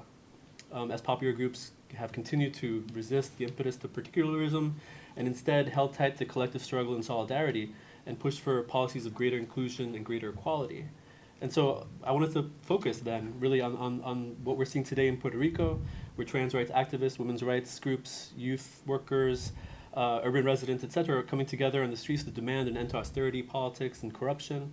And you have like, you know, at one point that I wanted to talk about today is this question of cultural struggle that comes up throughout the book, and how, you know, this underground culture that's emerging here sometimes even has support of international titans like Bad Bunny, who's been a vocal supporter, not just of Puerto Rican culture and identity, but also has amplified the voices of activists on the ground.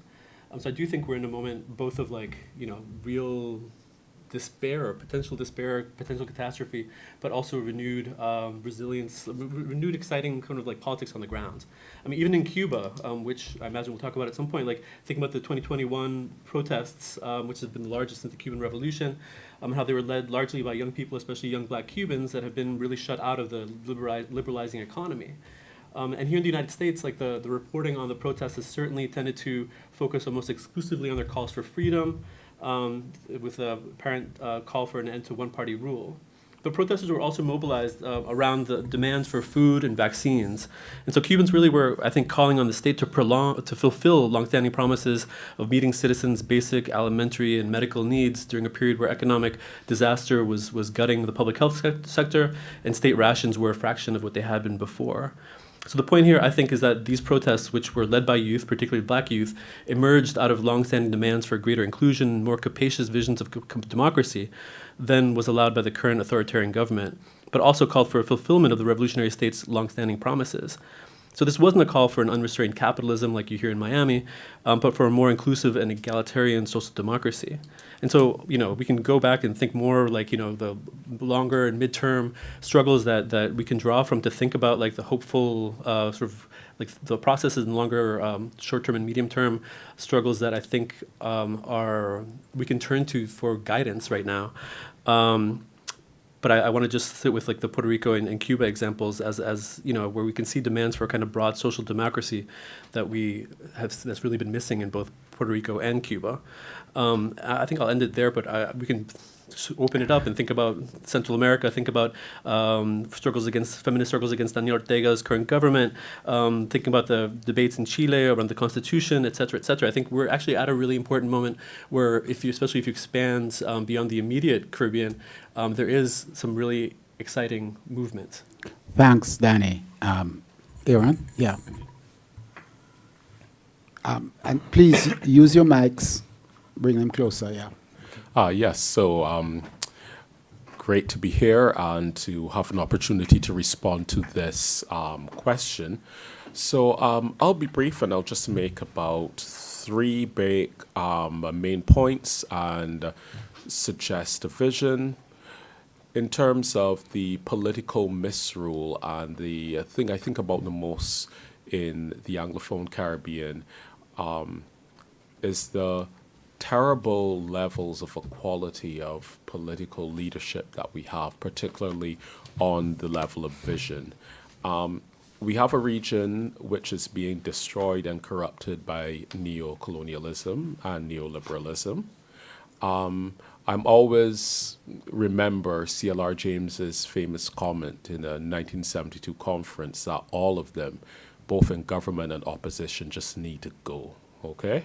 And we feel this very pressingly, I think, in the contemporary Anglophone Caribbean, because over and over we see regimes in power that are fundamentally anti-worker, and are very content to educate people into particular politics of client dependency on the state, and are willing to back up all of this with lurking, ruthless authoritarianism.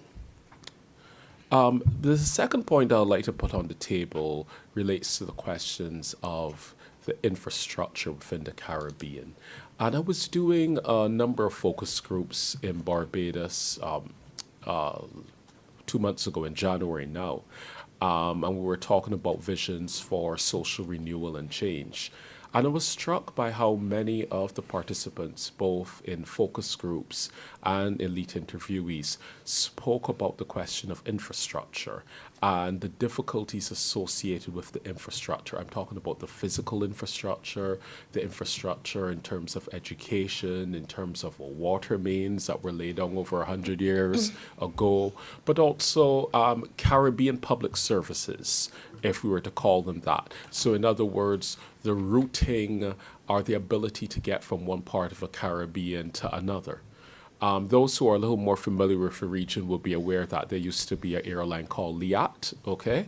We cursed Liat, and we talked so badly about Liat, how horrible Liat was. But now Liat is gone. What has taken its place? Oh, we just really wish we could get Liat back, after having to to put up with about 24 months of the various private carriers that have overtaken Liat. So again, this is a part of this lack of vision, this question of a declining infrastructure, both on the level of specific countries' public infrastructure and a Caribbean public infrastructure. And then thirdly, of course, there is the environmental question, without which we're not going to discuss anything in the Caribbean, or really should discuss any thing around the world.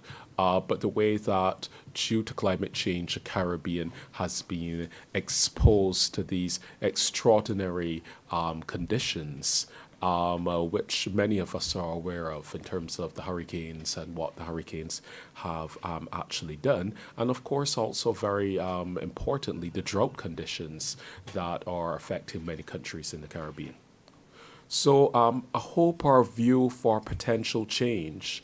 Well, I'm heartened at the fact, as my colleague has also said, that there is a new generation on the scene in the Caribbean that has made it very clear that they are intent on revising the conditions of post-colonial citizenship, and think that these conditions of post-colonial citizenship need to be radically modified and updated.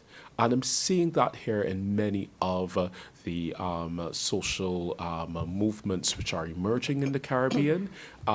Yes, they have not created a new hegemony or one state power, but I see the ways in which they're interested in influencing change, and a lot of my hopes and my dreams are with them.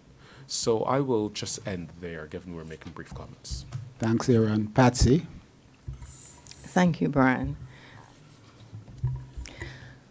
I see a region that's fragmented, and sorry if I'm more on the pessimistic side, at least to start with. I see a lack of vision in the kind of developmental approaches, if you can call them that we take, or insistence on promoting a tourism that excludes and marginalizes people who are historically marginalized, and not one that empowers them. Our insistence on strategies like, extractivism, focusing on the extraction of minerals, the absence of conversations about deep sea mining, and Jamaica is already engaging, in this enterprise. There's absolutely no discussion on that. I really don't think there's a sense that climate change is really an existential, a threat to our existence, in the way in which we should be seeing that. And I think part of the reason why we don't have a sense of the crisis, and if we don't have a sense of where we are, we don't have a sense of where we're going, is because our thinking has been dominated by the international financial institutions and the development or so-called development partners who have basically pointed us in a very narrow direction as to what the future is. I don't think that there aren't bright people in the Caribbean or people who would like to do something different. I think that, and the Caribbean exists in a global frame. We cannot talk about the Caribbean and Caribbean thought without thinking about global thought and the ways in which alternatives are very constricted. So I think that we have lost the ability to think because ultimately we feel that helpless, we feel there's nothing we can do about it because we don't control anything.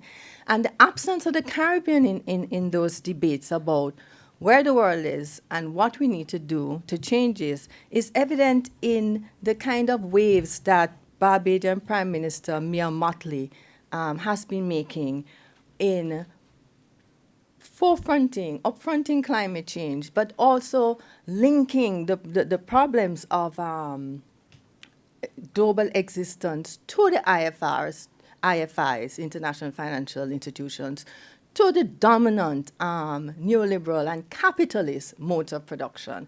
And the fact that she stands out from the rest of Caribbean leadership tells you how marginalized we are from these debates. I also think that we have to acknowledge, in looking at the Caribbean and where we are, the deep-seated self-hatred that we have inherited, that we still haven't been able to overcome, our tolerance for social and economic inequality, that we are okay in some Caribbean islands where there's homelessness to see black people lying on the streets and not have a visceral response when we see that. We are fine with unequal health and education incomes as long as those of us in the elite can send our children to elite schools, as long as these elite schools and hospitals exist that can take care of the people who matter, or we have the money to be able to go and seek healthcare elsewhere, then we are fine. We basically are not, we accept a degree of impunity and infringement on individual rights and freedoms, especially when these are aligned with class and color. We don't really, we don't worry that much about the large numbers of black men incarcerated and women in our prisons, for example. We don't see that. We still have problems with how people wear their hair, so individual freedoms, especially, of course, in terms of sexuality. Those things are really very confined, and we're happy with that. And, of course, persistent gender inequality. Okay, so I am being asked to cut. So the way forward has to be grounded in a recognition of all of this, and we have to come to a kind of conversation about what it is we want from this region. And we have to start, and that's where I think we have a lot of ground in common, with having conversations about what ideally we would like this region to see. And in that, we have to center people. Economic policies are there to serve people. People are not there to serve economic policies. And we have to start off by thinking about how we value our people, what we want to see for them, and to shape economies around getting there. So I'll stop. Thank you. Alissa, Trotz. Right. Hi. It's a lot said. I'm not sure how much more can be said. I want to thank Brian for this wonderful book, and it's a real honor to be part of this panel. And I really love the fact that students are in the room, and to all the folks online. Hello, David Abdullah. I'm drinking water. He sent me an email asking me if I'm drinking Red Bull in the middle of Brian's book launch. It's water. I'm going to add sense, and I hope you forgive me. The present state of the Caribbean is dread. That's it. If you want two more words, I will give you extractivism, and I will give you 3 words: ecological devastation. And I know that at Brown you recently hosted Esther Figueroa from Jamaica and Immaculata Casimero from Guyana and others. So those are folks who are on the ground and really doing incredible work around this. Brian, I walk around with the Kilburn Manifesto and a sounding sort of printout of the conversation with Doreen Massey and Stuart Hall. So it was wonderful to see it in this book, and it was actually my favorite chapter in this book, and one that I will go back to a lot. And I really like what you did with it. I like the way, so I'm moving into the second section of your question. I love the way that you talked about the importance of languaging what it is we want, and how that languaging happens in a dialogical relationship with action, and the way in which you drew on Burning Spear's social living that takes us all the way back to independent thought and Caribbean freedom. And when Lloyd Best says, we need a Caribbean susu. So what does it mean to think about these Caribbean imaginaries and these practices, and the ways that Dave sort of gave us these examples from Cuba, from Puerto Rico, told us to think optimistically by looking at all of this social movement that is happening across Latin America, and even right in the Caribbean, the riots that broke out in Suriname just last month against the high cost of living and in protest against the government of Santoki. And lest folks think that those rioters were partial, in 2020, the similar riots against corruption and cost of living also broke out in that country against Bogues. So this week I taught a really difficult piece that gave both my students and myself headache. It's by the late literary and cultural theorist Lauren Berlant. It's an incredible piece. It's impossibly dense, but so beautiful. And it's called The Commons, Infrastructures for Troubling Times. And in it, Berlant defines infrastructure as the movement or patterning of social form, the life world of structure. And what she tells us is that when infrastructures fail, that's when we notice them, like when a bridge falls or the train stops, when they glitch. That is the time when something can be repaired, it can be reformed. In other words, that is a time in which something is either reproduced and put back on the same path, or there is a reset, or we can think in transformative terms of an infrastructure that takes us elsewhere. And it's a wonderful piece that's really about challenging sovereignty. And I'm going to stop in 1 minute, but I can come back to it in the conversation. But I wanted to use that to say that in this book, Brian, you bring up the language of manifesto. And it's one that I think has a lot of possibility. But I want to suggest that manifesto is also what has been our problem. Because manifesto has a certain fatal potentiality that manifested itself in the 1980 elections in Jamaica that left 800 people dead over an orange or a green. And, I wanted to come back because in the Q&A, the last question, I think it was Noliwe, asked you about writing in a poetic or literary register. And it is remarkable to me that you don't write about Jamaica except for Paint the Town Red. That's where you dealt with 1980. It was like you had to find another kind of language in order to grapple with a horror from which Jamaica and the Caribbean, there are other kinds of violences and silences we've not recovered. So that when Tony Bogues spoke earlier today about the chopping, that chopping is not unrelated to these silences about those earlier moments. And so I'll just say I can come back in the conversation to talk a bit more about it, but to say that perhaps manifesto is about taking over, it's about getting with the program, it is about capture, it is about those deadly ends, and maybe we need to move from manifesto to making manifest, to manifesting, which is the verb, from the noun to the verb. And I can sort of explain extempo after we're all done. Thanks. Thank you, Alissa. And I'm glad you introduced extempo, which we had, which is a calypso word for when you sing improvised verses, like in jazz, improvisation. And we're going to do a lot of extempo in a little while. But right now, Francio, you're up next. Good evening, everyone. Thank you, Brian, for inviting me to this. It's evening for me. I think it's afternoon for you, or morning. Let me use my 3 minutes to say a couple of things. First, I think I'm one of those that passes for a post-structuralist. I'm not a post-structuralist, but I pass for a post-structuralist. And I pass for a post-structuralist because to me, the Caribbean is not one. The Caribbean is many, an entangled many, a singular plurality. So to think the Caribbean existential crisis from the Anglophone world, forgetting the Nederlandophone world, is to me a mistake because the Caribbean has many different iterations.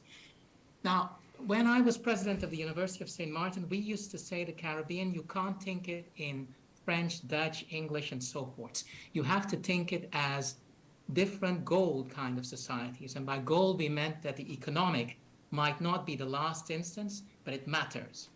So we taught the Caribbean as being white gold, black gold, Visa card gold, and digital gold societies.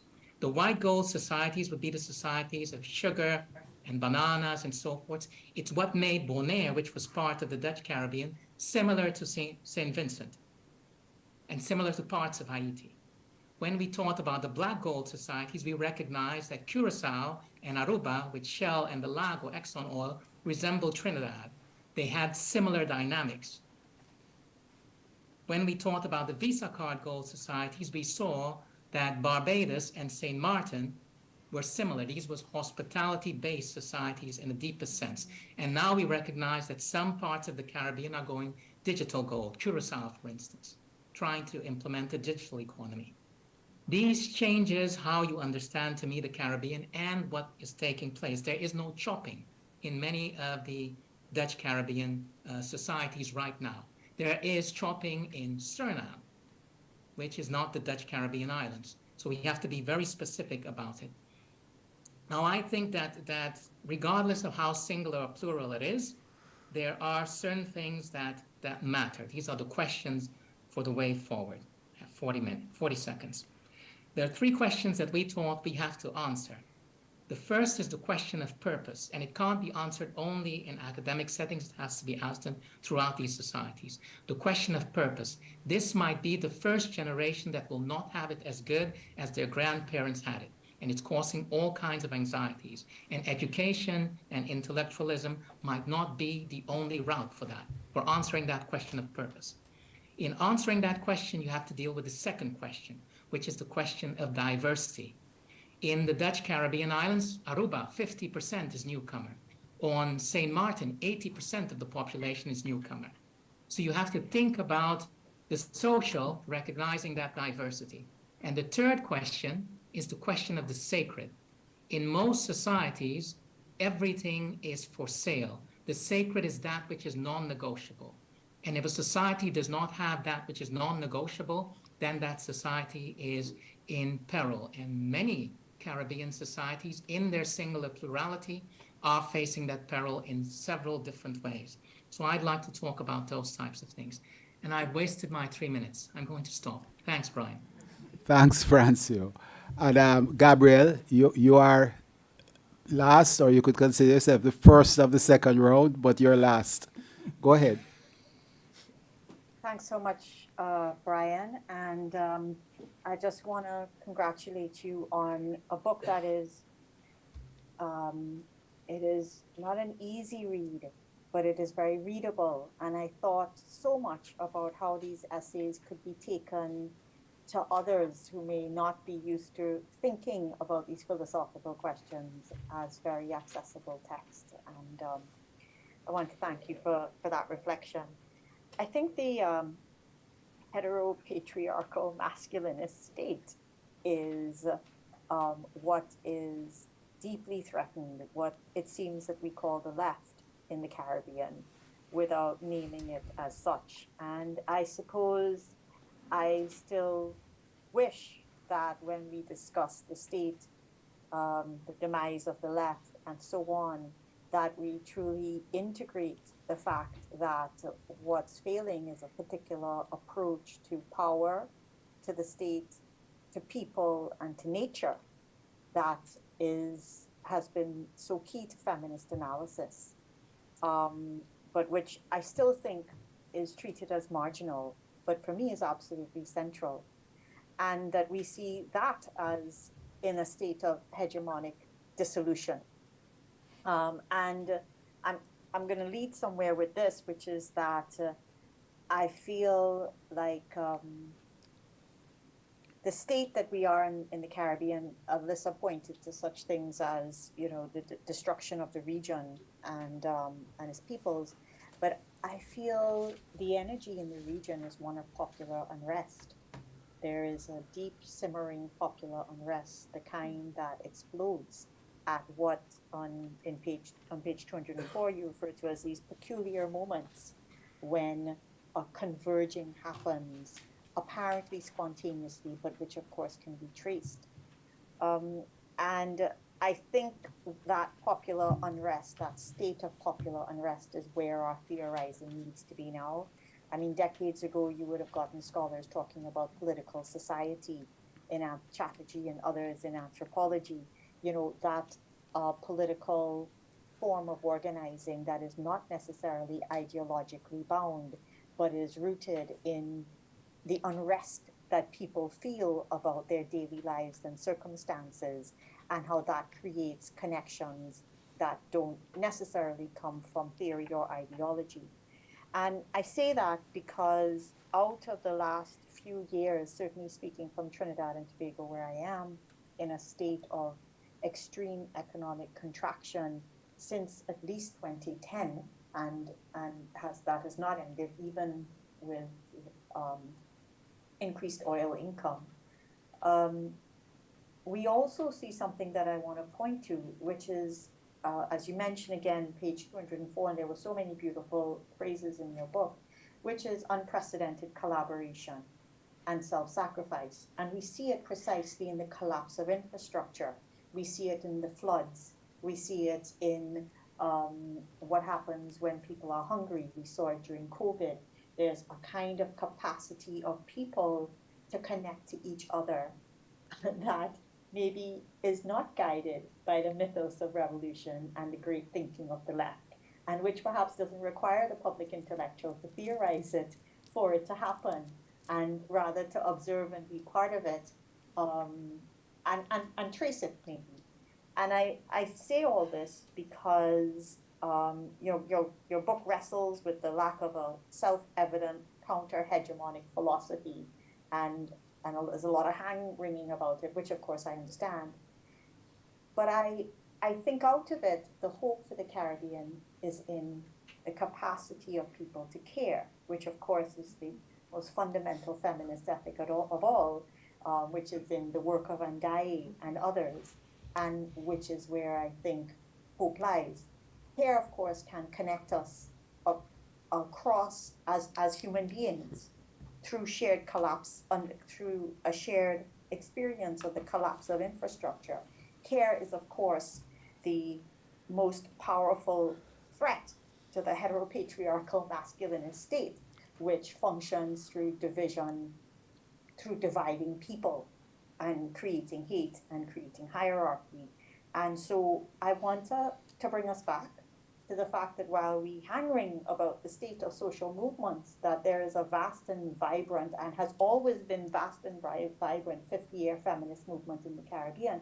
It is not perfect by any means, but for us to hand-wring about social movements while this has been transforming the region against all odds is to me a lacuna in our thinking. And we fight still and continue to fight still, and I think that there's hope. And we fight because we care. And I think that there's hope there. Thank you. Can we give them a little round of applause? Not only for what they said, but for having kept it within time. This believe me, is very unusual to have kept it within time.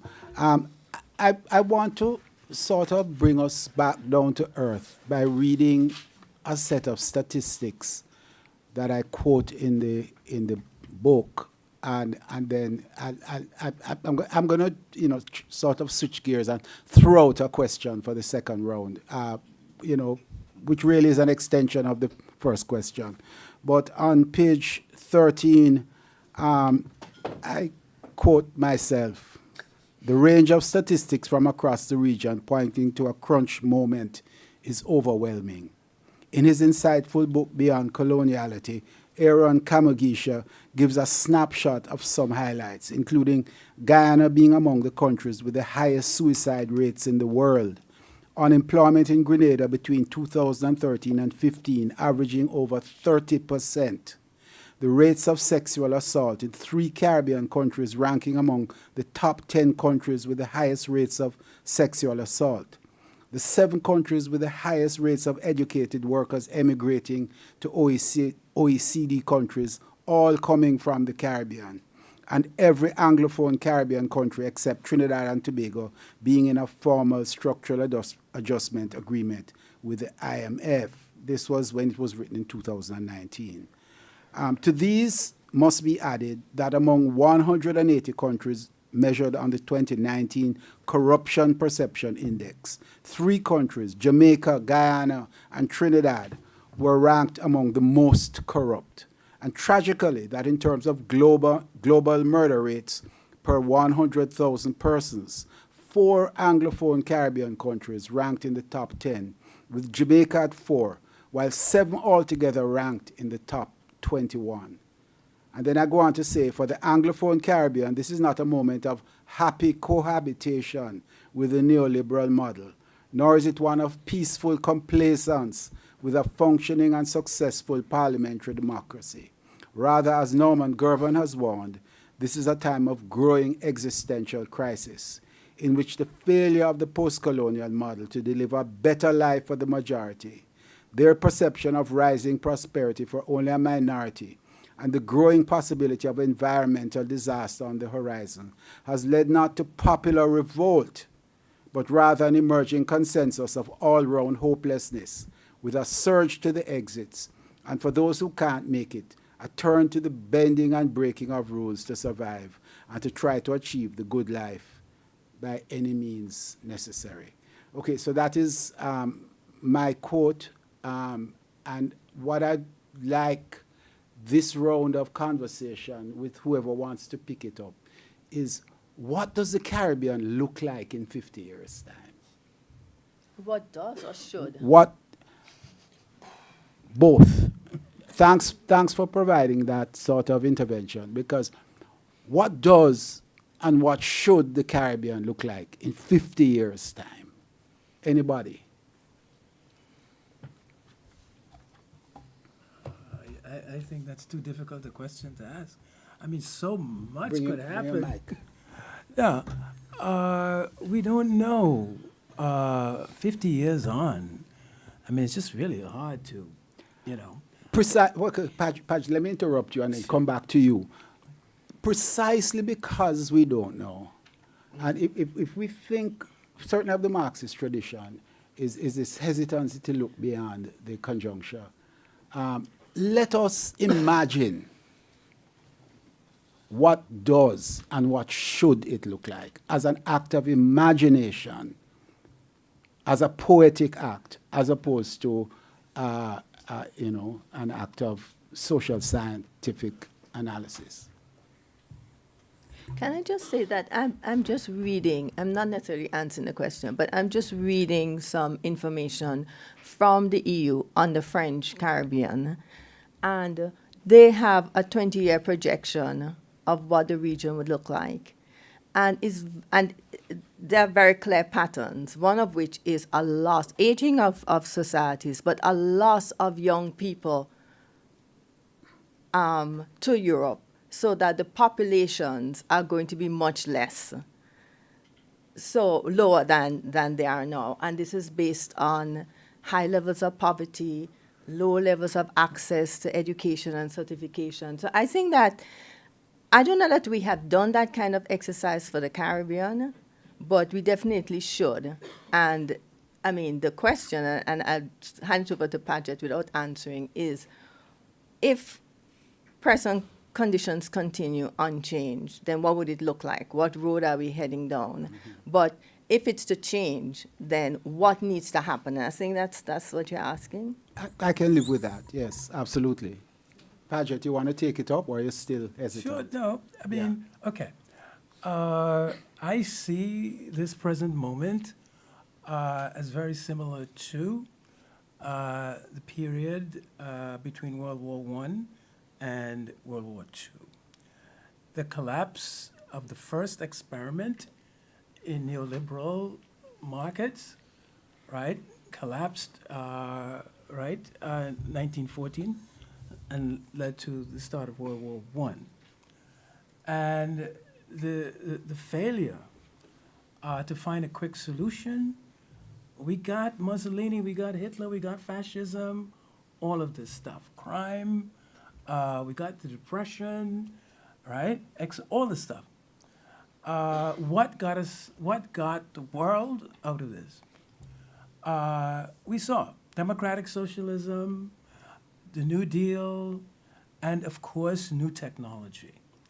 That what was done with democratic socialism, welfare states, all of that stuff, that's what got us out of the last major crisis of global capitalism. We are in a similar crisis, but of course, one that's very different, because in addition to economic and class problems, we now have environmental, racial, sexual, all of these other problems coming in at the same time. And these have to be addressed. We cannot do what we did in the past. Okay, we'll put the race question and the gender question on hold and attend to the economic and class problems. Huh?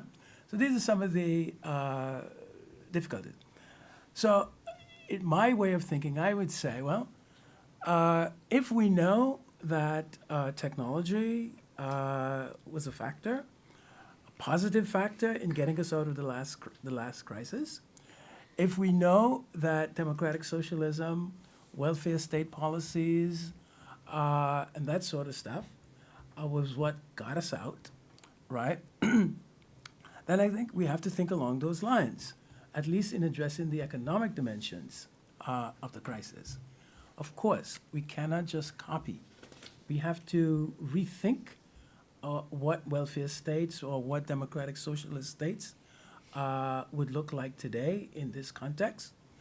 Clearly, they would have to be different and that sort of stuff. And we have to think about the impact of digital technology.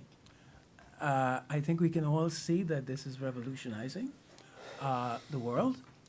And there's this great debate going on as to whether or not this technology will have the same kind of growth and transformative impact as the industrial technology of the post-World War II era.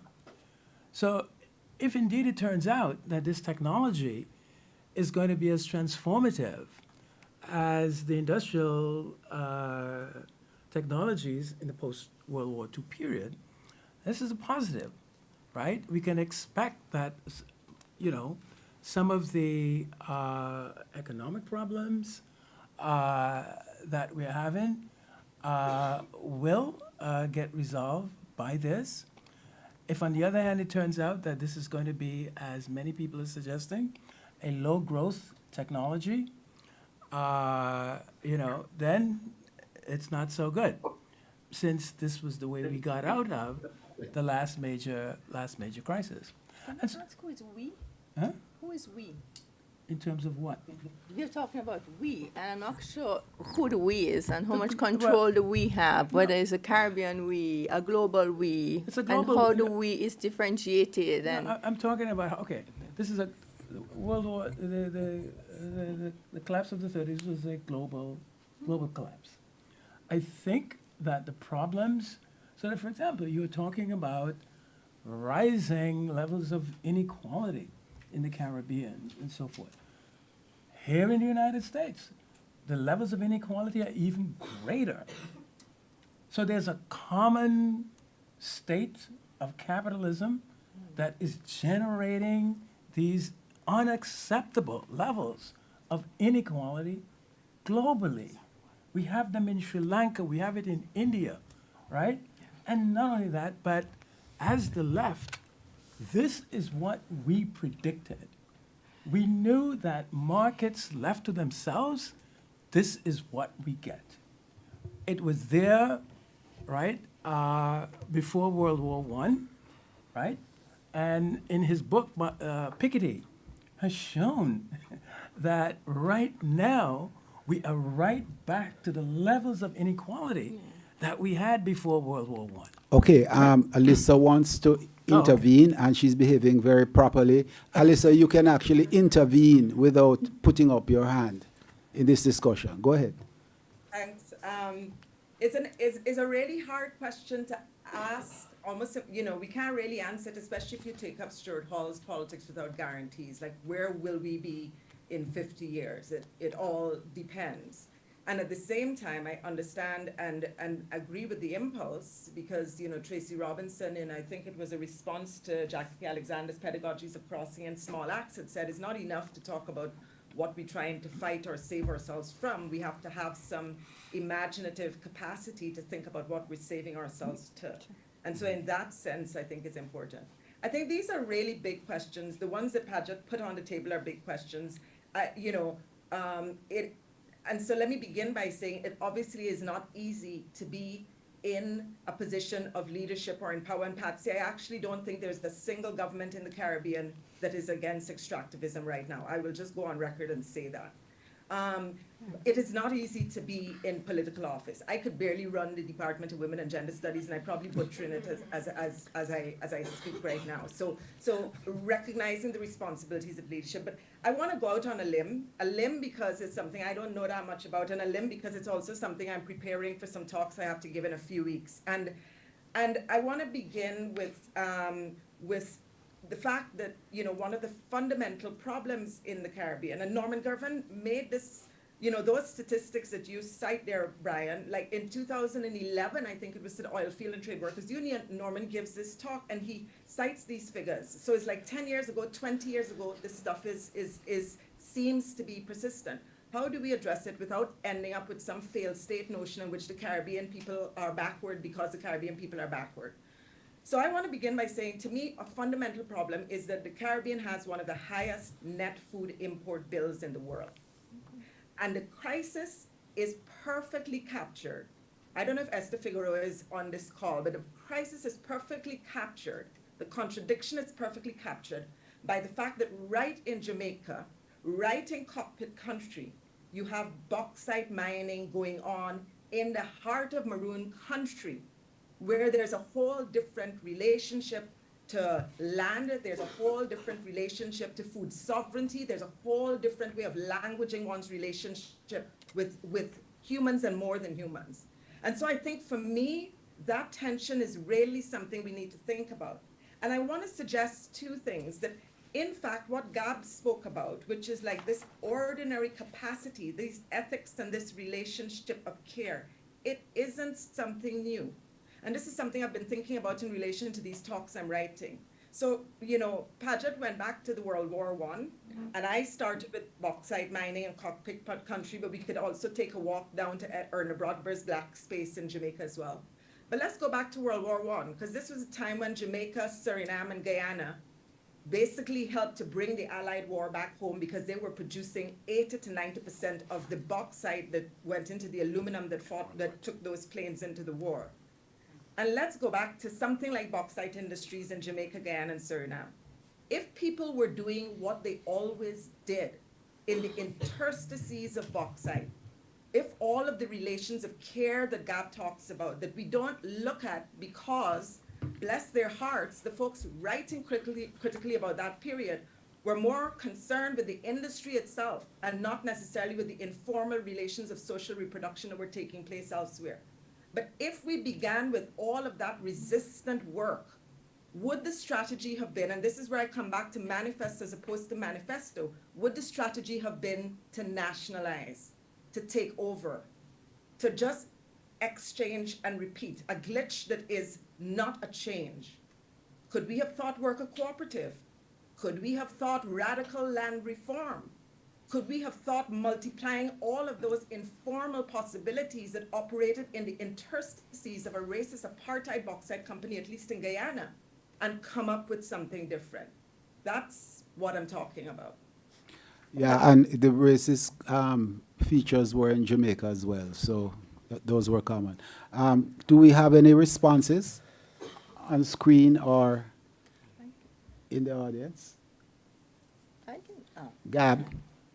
Gab, go ahead. To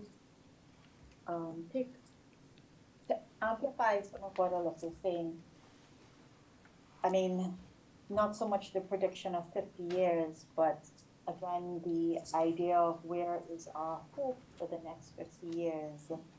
I think there's actually a lot happening, which I could just short, the cognitive shortcut for it is around solidarity economies, but of course you could take it apart and it's much more complex and contradictory and so on. But I think, there's a lot of connections that are happening amongst communities of people who are trying to survive in the necropolitics of the region by making those kinds of connections. And the example from Puerto Rico that we all know so well with the efforts around providing solar power, and then out of that community solidarity, and then out of that a kind of geographical autonomy that's also linked to the space that it's in ecologically as well as its watershed. For me, that kind of that kind of connecting in spaces where people are, where they are sharing those kinds of grids, or where they are coming together in various kinds of solidarity economies. To me, I see those mushrooming. I mean, mushrooms are small, tiny things that you can miss, but I see them. But they're built on these networks that are resilient and underground and knowledgeable and sharing information. And so, for me, as we survive whatever we're going to survive, and I don't think we can quite picture it, because things that we're picturing may accelerate on us. What we think is 30 years ahead may be 10 years ahead. And I think we're in a time where we have to really question we can make population assumptions and so on, but there's a lot. One hurricane can decimate the entire GDP of an island overnight. And so I think we have to be I think what we can do is pay attention to what may be able to make lasting bonds between people that can allow them to both survive, but to also create the kinds of connection that have historically been the basis for ordinary people being able to exist in these vast political and economic orders that were colonialism, that is neoliberalism, that's, the 22 men owning as much as the bottom 3 billion in the world, and so on. And so I want to point our attention to that, both what I think will be our strength and is already our strength, as under threat as it always is by intersecting divisions, but also what should be under our focus in the next 50 years.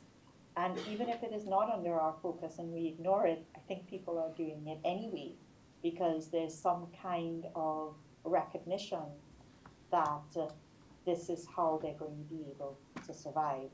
And I say this because of a very, very mundane, not very profound example of how some communities survived during the pandemic, and how much connection and generosity and care that we saw in people providing food for each other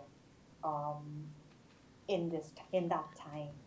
And I think that provides us with a way forward without requiring central organizing, because central organizing ultimately has, because of the governor mode in the Caribbean, as Lloyd West would call it, central organizing ultimately becomes a site and a source and a propulsion for alienation. And that's the legacy that we need to, in a way, shift from, and not just try to recapture. Thanks so much, Gab. I want to come back to this theme that you're on, but Danny and then Patsy. So I just want to follow up on a couple of points that have been brought up. it's a thread definitely throughout the book, which is, there's this question of cultural struggle that's really throughout the book, right? When you think about like, how do we transform culture or draw out aspects that are currently in the culture that help build solidarity, connection, care, to put it in terms of Gabrielle, as opposed to the culture of like atomization and indifference and acceptance of suffering and inequality that we're seeing right now, which is like an effect, of course, of neoliberalism in so many ways, and of course corruption, all of which works to atomize and build a sort of common sense of despair and hopelessness, right? And so like I think kind of moving forward about like what our role, and I mean not just like our role on the panel, but like our collective role here is thinking about this question of cultural struggle and how we see a way forward, right? How do we get from here to there, and how do we see the work that we do as scholars or as people living in the world to help like stitch together or support those threads that are already existing, where we see that kind of connectivity and care, which is such an alternative, like which is the precondition really for any kind of future that's not horrible. Patsy. Yeah, thanks. I think that there are we can see if some trends already here that would give us a sense of what we can expect in 50 years. And Paget, I appreciate where I think you're coming from in that we are part of a global system and we have some of this, our problems are reflected globally. So the change has to be global. But to come to the Caribbean, I think there's a lot happening that, I mean, of course, the problems that, we have mentioned can be intensified. So we can have total degradation. Oil, a mad rush for oil all over the Caribbean because oil is all over the Caribbean. A mad rush to exploit the deep sea bed without any care about the environmental consequences. Our continued role as providing resources for real people to improve their lives and make money off it while we're looking for employment that doesn't happen. I mean, all these things can be intensified. But I think we also, when we think about the Caribbean, we don't really know enough and pay enough attention about the kinds of agreements that we're entering into, like our intensification of our relationship with the European Union, for example, in the post-Cotonou agreement, which gives Europe even more space to invest, even in our economies, and even more potential for exploitation with our marginalization. And that's there. We just signed that, So I think that we have these discussions, but because some of us are looking more at the economic arrangements and some of us are looking more at the politics and things, we don't really have a sense of how we're implicated into these broader processes because our trade people go off and negotiate these agreements with feeling that they don't really have too many alternatives. And I don't think we think about what the implications of those things are. So I think that is something we need to pay attention to. I think there is an appreciation of the care economy. Every time there's a hurricane, we see how people come together. In the Caribbean, people don't wait for government to come and clear roads after a hurricane. There's a lot of community help. I mean, when Grenada was devastated by Hurricane Ivan, you had Jamaican soldiers coming to help with road clearing and restoring power. You had Vincentians sending food, cooking food and sending food to Grenadians. I mean, there are lots of indications of that. But what we have not learned is to institutionalize those and to fight for them when all kind of interpersonal relationships are now seen as transactions that must be quantified. And I think we know these things are important. They do happen, but it's how to get them, validate them in their own right and to decapitalize them or stop that trend that moves them in that direction. And we have not spoken about the regional space. And I think the regional space is important. The regional space is either one that, as it's currently going, can deliver the Caribbean hook, line, and Sinker.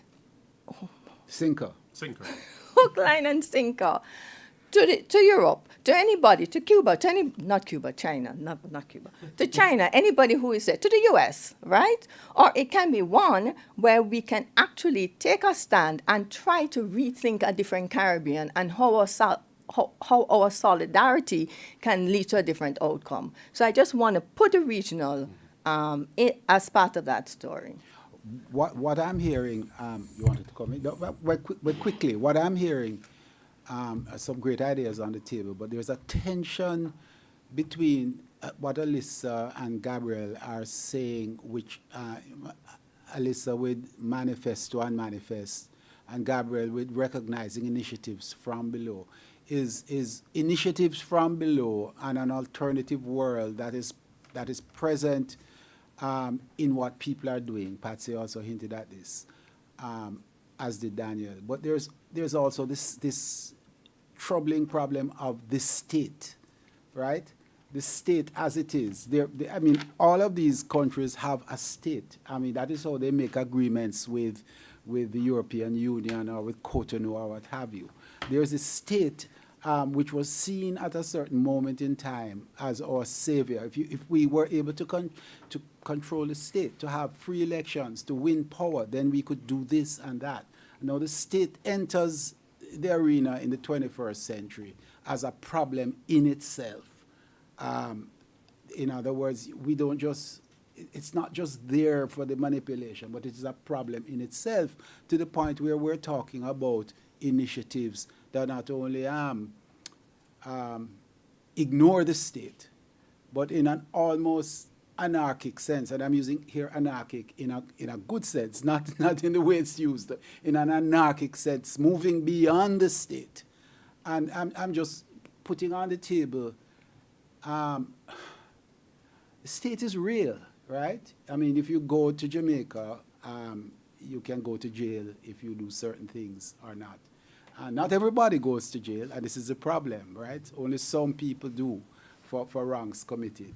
How do we imagine the state in the 21st century beyond where we are now? And how do we imagine a space for the people, which Gabrielle is describing? And this also relates to Patsy's point about the region. Because, I, for one, readily admit I'm a regionalist. I believe that, this is the heart of the modern experience in the Caribbean. We're all transported peoples, brought here. And, from Cuba and the Bahamas right down to, frankly, right down to Brazil, but certainly down to the Guyanas. This is one cultural region, rich in it, and increasingly rich in its recognition of itself. How does that fit into the question of the state, the question of the region as a whole, and the question of this new space beyond the maroon space, Alissa, beyond that of the state? Yeah. But I don't think okay, so. Yeah, let this go. I actually think the state was actually central to what I was saying, but I think others should speak. Okay. Aaron? Yeah. I just wanted to come in here partly as a response to the earlier question and then going over. I'll just make a couple of points. Yeah, I do agree, Brian, that the state is very important also because we want to... The ethics of care that Gabrielle has spoken about, very important, is going to be the foundation of that social living that is going to also transform the meaning and the sense of Caribbean citizens' relation to each other and the very terrain of Caribbean post-colonial citizenship, most definitely. We also simultaneously do not want to and cannot also let the state off the hook when the state has a certain responsibility to its citizens which it would like to abdicate okay, and would very well turn over to local communities. So there's a tension there, and this is a tension, of course, that Gabrielle completely understands. I'm not, suggesting that she doesn't. I think, though, that there is, if only one could read one's own handwriting, I had something very profound scribbled here. But I think that I'm also fascinated by the earlier comment that Paget was making about technology and the changing transformation within the global political economy that created certain kinds of spaces for the Caribbean at a particular time, and what might be happening with the technology now. And I'll just give you an example from Barbados. And the point is this is not being advanced as a successful example or something that will transform the Caribbean, but in terms of how these things work. So during COVID, a Barbadian thinker, consultant, came up with the idea of a welcome stamp initiative, saying that, okay, we have a situation in which, as a result of a technology we have now, there is a moment in which where one lives and where one works has actually been, or do not necessarily have to be the same space, okay? And so the idea was that people would become digital nomads. They would come to Barbados and places in the Caribbean. They would actually live there while they're actually still being employed by North American and European companies. It actually took off very well. There were hundreds and hundreds of applications. There were a lot of people who actually came to Barbados in order to actually be part of the system. And I know the guy who came up with it well. It's no secret, his name, Peter Thompson. And we've had some fascinating conversations about his clients and how that particular kind of initiative worked and the ways in which some of them were leveraging their ability to actually live in the Caribbean, in which they felt that they would have a quality of life that they simply cannot have in the North American winter, but also in North America, in the Caribbean, while at the same time having a different relationship to the space, to the very exploitative and the very narrow ways in which tourists actually relate to the space. Am I suggesting that as any kind of transformation of Caribbean political economy or potential transformation? No, I'm not. But I'm saying that there are ways in which we desperately have to continuously move and see the ways in which the global political economy can offer us a moment, can offer us a potential hedge that we can actually use in the Caribbean. But it all goes back, of course, to the question of vision. And the problem is that many Caribbean state managers, to use the term that Jackie Alexander really put into my vocabulary, thinking about the Caribbean state managers, and not just the politicians, okay? Because, as I've said in my book, I actually think that a lot of the state managers, the senior public sector workers, and the private sector state managers are even worse than the career politicians, because at least the politicians think that they have a constituency that they're trying to respond to, however they respond to it. But if you see those private sector state managers and the senior public sector state managers, they could care less. They don't have any constituency. But if their gain is just individualistic exploitation of what control of state or private resources allows them to do, and they're consistently able to get away with a lack of a vision or a lack of a general purpose, that becomes a problem. And it becomes a problem for the region in total when the islands are balkanized into these micro-colonial nationalities and no one is planning with a vision for what regional sovereignty might look like, rather than just simply the regime's survival of a particular political party in a particular island. I've spoken too long. Okay. Francio's got us. Francio, go ahead. Yes, can I just be very brief? When I read your book, Brian, I necessarily thought that you connected the question of the state to the question of thinking beyond capitalism. Because as I read your book, the state is, to me, and I wrote it down, an agonistic dissensus of classes. that poses as though it has a consensus, but that agonistic dissensus of classes, that is the state, should never be confused or mistaken for the national. It is always tied to capital. And therefore, to me, what you're actually posing is, you're saying actually that the question of the state is tied to the question of thinking beyond capital. And therefore, many of the examples on the ground that are being given, the question is, what is their relation to that agonistic dissensus? To me, that is the gist of your book. So it's not an alternative, if I understand it correctly. It's actually forcing us to think these three things together. That's a question. Well, I agree with you. I think you said it better than I did. And I'm still toying with some of the things you said, but I think I agree with you. Yes. We have questions on the thing. Kate, yeah. We have two questions for you all from the Zoom participants. The first is from Esther Figueroa that was just mentioned, I think, by Professor Trotz, and who was also here, I'm sorry, by Professor Hosein, and who was here recently on campus. And she said, I might have missed it, but I haven't heard any discussion of the foundational and powerful role of religion in the region, from the everyday to social movements, to social organization, to identity, to policies and governance. Good question. Anybody want to jump in? Everybody avoiding this ball? No, I would just say, I volunteer in Francio. I could say something. I would volunteer in Francio because Francio is the only one of the panelists who actually did mention religion. So, in your 3 minutes. Okay, Francio and then Aaron. He mentioned the sacred. I mentioned That's sacred. true, which is That's precisely why I'm looking at him, because, you know, Jackie Alexander reminds us that not the way in which we often think of religion often sort of colonizes that space and is not the same as thinking about spirit, is not the same as thinking about sacred. But I would like to defer to my brother Francio to answer. Let me try and be brief on this matter and go back to Meeks's book. Because somewhere in the book you actually inspired by Rastafari, where you say you're seeking another living, a kind of social living or liberty.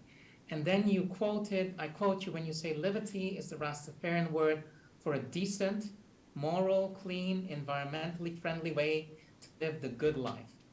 And I marked that down, and then I said, perhaps instead of the good life, we should replace that by the gifted life. And if you replace it by the gifted life, then you actually are thinking beyond capital. Because thinking beyond capitalism, and capitalism is an economy of the possible. And even when you try to think with that possible, with impossibilities, you remain always tied to a kind of humanism. But if you think the antithesis of that kind of capitalism, to me, is a gift economy. It's recognizing, as the Rastafarians would say, give thanks. In the Dutch Caribbean Isles, when people say give thanks, I learned from the Rastafaris, they're also saying giving thanks for the air. So they're not only giving thanks to a person, they're giving thanks to that whole circulation of gifts that allows people to breathe. So thinking life as a plethora of gifts that are constantly co-appearing with one another, that to me is the question of the sacred. And if you can think life as that plethora of gifts co-appearing, then it contains necessarily also what is called in Dutch het giftige, the poisonous, because every gift etymologically is tied to poison. It has possibilities that can be negative. So you don't need the tragic for that, of David's Corn. If you think gift economies, you recognize it already as part of it. So I think if we're going to move and think beyond capital, we might have to start at least thinking about these things as gifts and trying to recognize the what do you call that? The gems that are contained in Rastafari and many of these other kinds of philosophies of life that emerge on the ground. To me, that is where one should go with the question about religion, not necessarily these religions that are very capital, like the I might insult people, but the born again and so forth. That's just capitalism. That's not the gift economy I'm talking about. Thanks, Francio. Aaron, you want to pick up? No, not much to say after that comment. All just to acknowledge Esther's point and to say yes, Caribbean people's greatest cultural investment has been in religion and spirituality when one thinks about it, and not in cricket as certain other Caribbean academics think.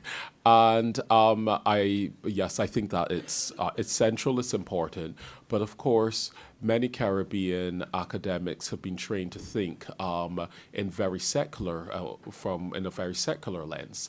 And Jackie Alexander certainly is one of those who have shown us a way towards thinking in a different guise and in a different light, as others have done. So I think that it's given the kind of profound rethinking that we are doing and the interdisciplinary knowledge and bases in which we're trying to construct new Caribbean futures, that a memory and the knowledge of the importance of the sacred, of spirituality, is something we all have to incorporate on some level in our work, in the same way that none of us are working on the Caribbean humanities or the social sciences in the region now without thinking about the environmental question, for example. Thank you. You want to tell us the other question? So this, there are actually two from Zofia Edwards. Oh, Sophia. Or it's a question with a follow-up clarifying statement. Building on Paget and Gabrielle's earlier comments, in the interwar years when these crises that we face today became acute, it was worker movements where women were leading, movements deeply embedded in communities that led the struggle against capitalist hyperexploitation. Can we conceptualize what can and should be in the next 50 years without thinking about Caribbean movements of working people and how we, Caribbean people, might intensify those organizing efforts, i.e., what is the role of unions, if any?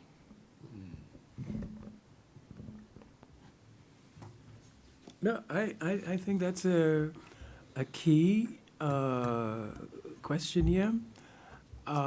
When you look at the number of strikes that we see going now, we can see that there's a sharp rise in union activity, and I'm hoping that will continue. Because, again, if you look at how we got out of the major crisis of the first neoliberal experiment. Let's not forget that. The first neoliberal experiment started in 1842. It crashed in 1914 with World War I. And we need to understand that, how we got out of it. We got into it, and we got out of it. And I think we need to look at what we did. Trade unions, organizing workers was a big part of how we got out of the crisis of the 1930s. So, the leader of the AFL-CIO, I thought she had this brilliant idea. Anyway, blocking her name at the moment.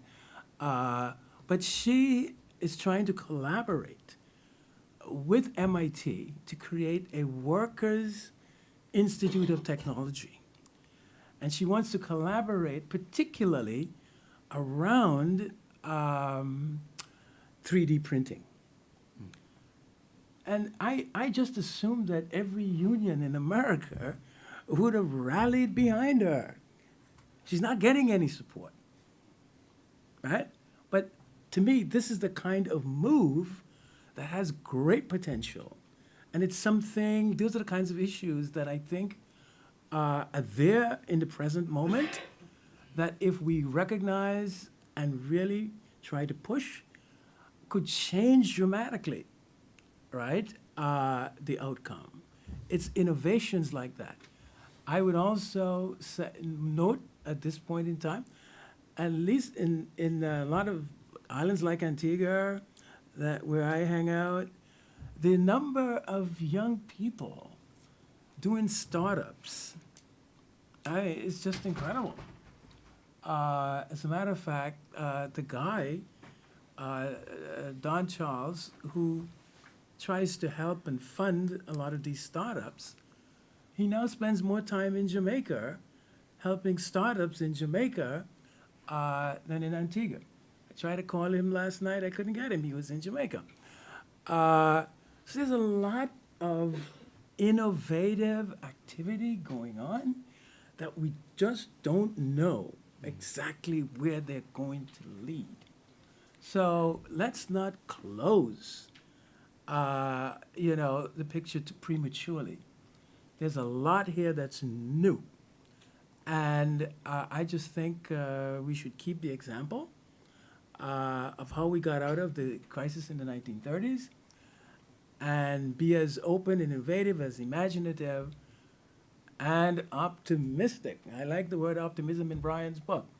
And we just keep moving forward.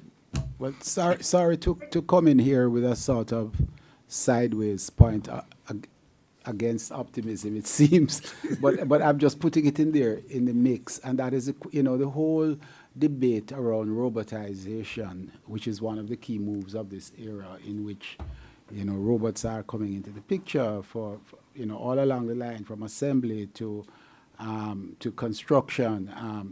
And with robots making robots being a critical element of that equation. So therefore, sort of closing the open loop on employment by virtue of technology as opposed to opening it up. I just wanted to put that in the mix because I raise it in the book as something that troubles me. That, in other words, to put it simply, so they're new technologies.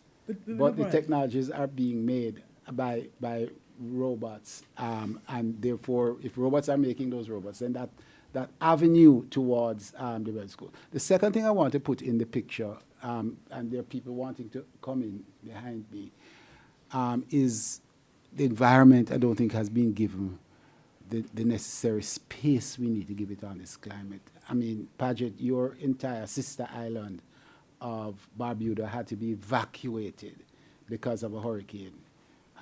In an unprecedented historical development, and the implications of that for moving forward and the environment generally.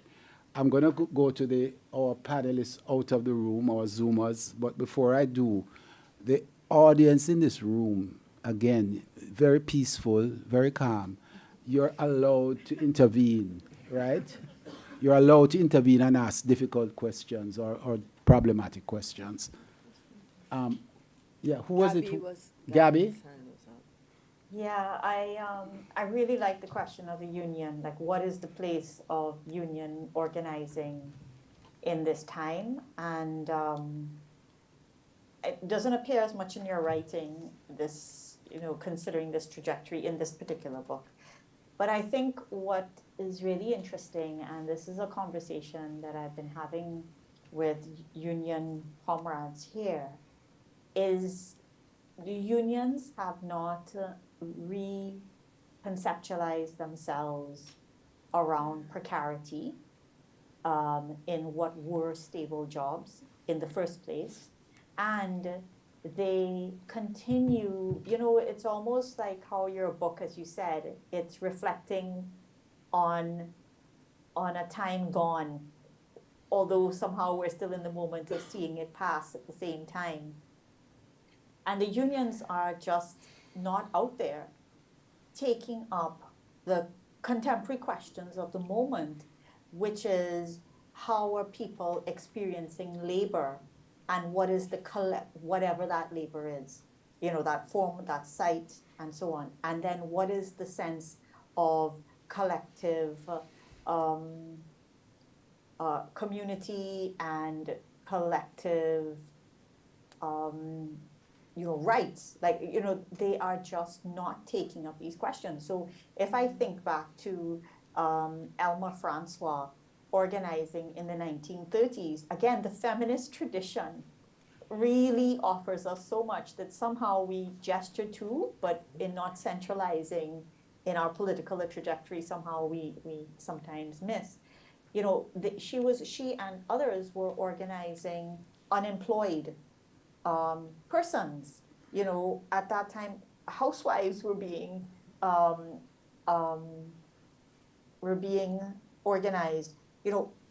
homeless persons, you know, what's happening to those people? So many people in the Caribbean make an income out of their homes. There is just, you know, the economy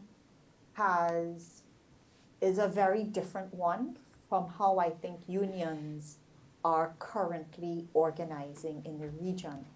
And their mode, and that is also has to do with the masculinist approach to a kind of, you know, fighting stance and a kind of belligerent, defensive posture, you know, man against man, the state as man, the union, you know, and so on, as opposed to the work of figuring out where are the laboring people and what are the solidarities that the unions can build in order to revitalize themselves. And they are not doing that because they haven't realized that the ground has shifted on them in a major, major way. So, you know, you can close an entire refinery in Trinidad and the union is left unable to understand its raison d'etre in this moment, which still exists because of the multiple kinds of labor precarity that exist and the basis for organizing laboring people across sectors and across kinds of work on the basis of these precarities. And so I think the union question is absolutely critical, but I think these are some of the considerations around it. Thank you. Patsy? And then Alissa. No, I just am fully in support of unions, and I think they're absolutely necessary. But when some of our societies have so many people who are marginalized from the economy, high levels of unemployment, especially youth unemployment, when we still have fairly substantial subsistence agricultural sectors, and if we move in the direction of de-emphasizing export agricultural production and emphasizing food subsistence production, then that group of people will grow. So how do we see their organizing potential and what the agenda of that might be? Because I think for a lot of us, the people who are employed and are formally within the space of unions is so small that I don't think it's a driving force that we think it might be. Just throwing that out there. Yeah. Thank you. Alissa? Yeah, I was actually going to agree with now Gabby and Patsy. I think Zafia is quite right, and unions are really important. I think certainly in the United States, there is a certain sense of dynamism and energy. When you look, for example, at the Amazon organizing, and it was, you know, Black women, women of color, queer folks, and a lot of the organizing is not just around at the point of production. So I think there are a couple of things from what Paget said I picked up, which is, you know, how do we think about the changing nature of work in the Caribbean? That's one. Mm-hmm. I think the second thing has to do with, as Gab said, how do we actually understand this thing called labor? The third thing is, how do we organize so it's not just the point of production? And there's certainly precedents in Latin America during the decades of the military dictatorship. There was a lot of collective community organizing that took place through unions, but was happening in communities, community kitchens that showed up in places like Peru, for example. So, and I also think that we can find many of these contemporary examples. So in the Caribbean right now, thinking about domestic worker organizing, so the work of Clotilde Walcott in Nude in Trinidad and Tobago, taken up by Ida LeBlanc, Shirley Price in Jamaica, the Caribbean Domestic Workers Network that Red Thread in Guyana is part of. So folks organizing in that sense, even though we might talk about contemporary precarity, informality has always been part and parcel of the occupational landscape of the Caribbean. And so when we're thinking about unions, we need to think about their incredible capacity and possibility, but also about some of the ways in which unions never quite captured that kind of occupational multiplicity. And then, you know, and I won't get into this, but also the ways in which unions got captured by party politics. And I'm speaking, obviously, you know, from Guyana, but we could think about this in the rest of other parts of the Caribbean as well. You know, the notion of betrayal that Andaya writes about, that comes up especially in the writings of George Lamy. Thank you. Any from the floor? Any questions or clarifications even that anybody might have? Oh, my class, everybody's supposed to ask each of us one question. Oh, That was the assignment for today, to ask, each person asks one question. Yeah, but not, my class didn't have any such requirement.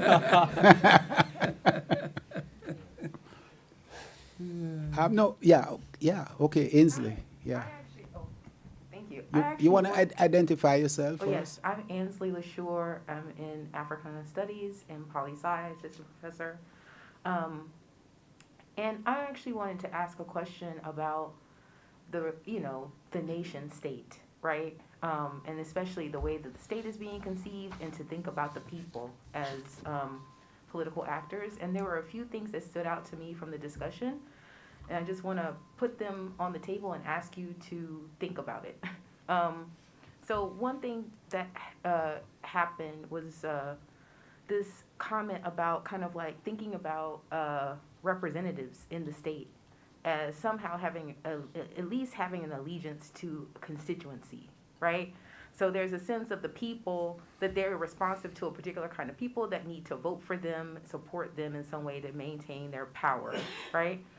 And then there was a moment where Patsy Lewis said that she was thinking about the ways in which people in Grenada were responsive in time of crisis.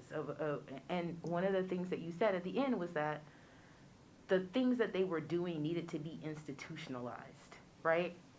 And then there was a moment from Alissa Trotz where she was talking about the ways in which, she was referencing Berlant's piece and trying to think about the opportunities that infrastructural collapse presents, right? That like you don't have to rebuild exactly the way that it was, but you can imagine anew. And it seems to me that, because I was like, okay, yes, I think that that's absolutely brilliant, right? To think about like the possibility for change in that way. And I was just also thinking that in order to imagine the possibility of something, there has to be the imaginative conditions amongst the people in order to seize that opportunity. So thinking about all those things, I'm thinking about like what is happening in the Caribbean with regards to the constitution of a people, around sort of like the exercise of political power. And a lot of times we think about political power as being something that's exercised through political elites. But then also when we start talking about the people, we think about social movements, we think about unions, we think about people showing up for themselves and taking care of their needs. But how do you think about the people as also like, and doing all of that stuff that you might think is important in civil society, the social, whatever, but also sort of actualizing their kind of political power, that it seems to be eminently important for what it means to steer the state, or even like, or it seems like it would be eminently important to even reimagine the state so that it were acting in the interest or to even trouble the idea of interest, or even being steered by the power of people. So I'd love to hear what you think about that. Well, let me thanks very much, Ainsley, for that very sweeping comment, but you brought it down to a question, which is what was one of my central concerns, was that in this round of global popular movements, the Anglophone Caribbean has been at one level in terms of the level of demonstrations and of activity, far off, of other places. It's been relatively quiescent.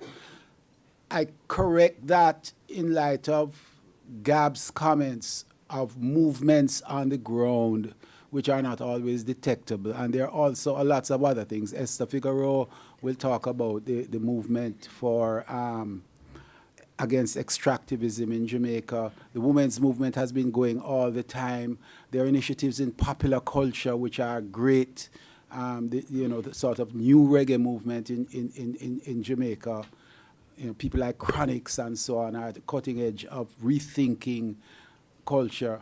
But having said all of that, there's a way in which the political system has grown to a halt. Elections are still held. Governments occasionally change, but the sort of sense of dynamism within the state and its political system has ended a certain history which began in the universal adult suffrage back in 1944. This is my assessment at any rate. Different countries have different paces and different histories, Cuba, for example. But certainly for the Anglophone Caribbean, I feel that we are at a certain dead end. The people are always doing stuff. They're moving to the United States and to Brooklyn and to Miami and living and making a life. Or they're moving across the Caribbean to different islands to try and make a living, hustling, doing whatever. But the sense of a project that involves the state is increasingly at a dead end. And so the question really, for me at any rate, is what replaces it? And what sorts of, I don't know, I still think in terms of organization, I still think in terms of movements, what replaces it? And that nexus is one that is problematic for me, and maybe it's from where I'm coming. I come from an age of movements and of insurgent alternative movements. And these insurgent alternative movements are not there, but maybe we don't need movements. Maybe the women's movement is already and has always been active, but still, this is a frightening and uncertain moment for me, and that's just my opinion. Yeah, Paget. I think we have to, take a leaf here from David and raise the issue of temporality. I think all movements go through periods of ups and downs. When we look at the post-colonial moment in the Caribbean, we're talking 60 years. Look at the post-colonial moment in the United States. It took the United States 121 years to break its dependence on Britain. It's taken Latin America. They're in, 200 years? Their revolutions were in 1820? That sort of stuff. This is not an easy thing to break away from, right? And we have to, that initial optimism that within 20 years or 40 years after independence, we were going to solve all the national problems. We have to admit that was a little unrealistic.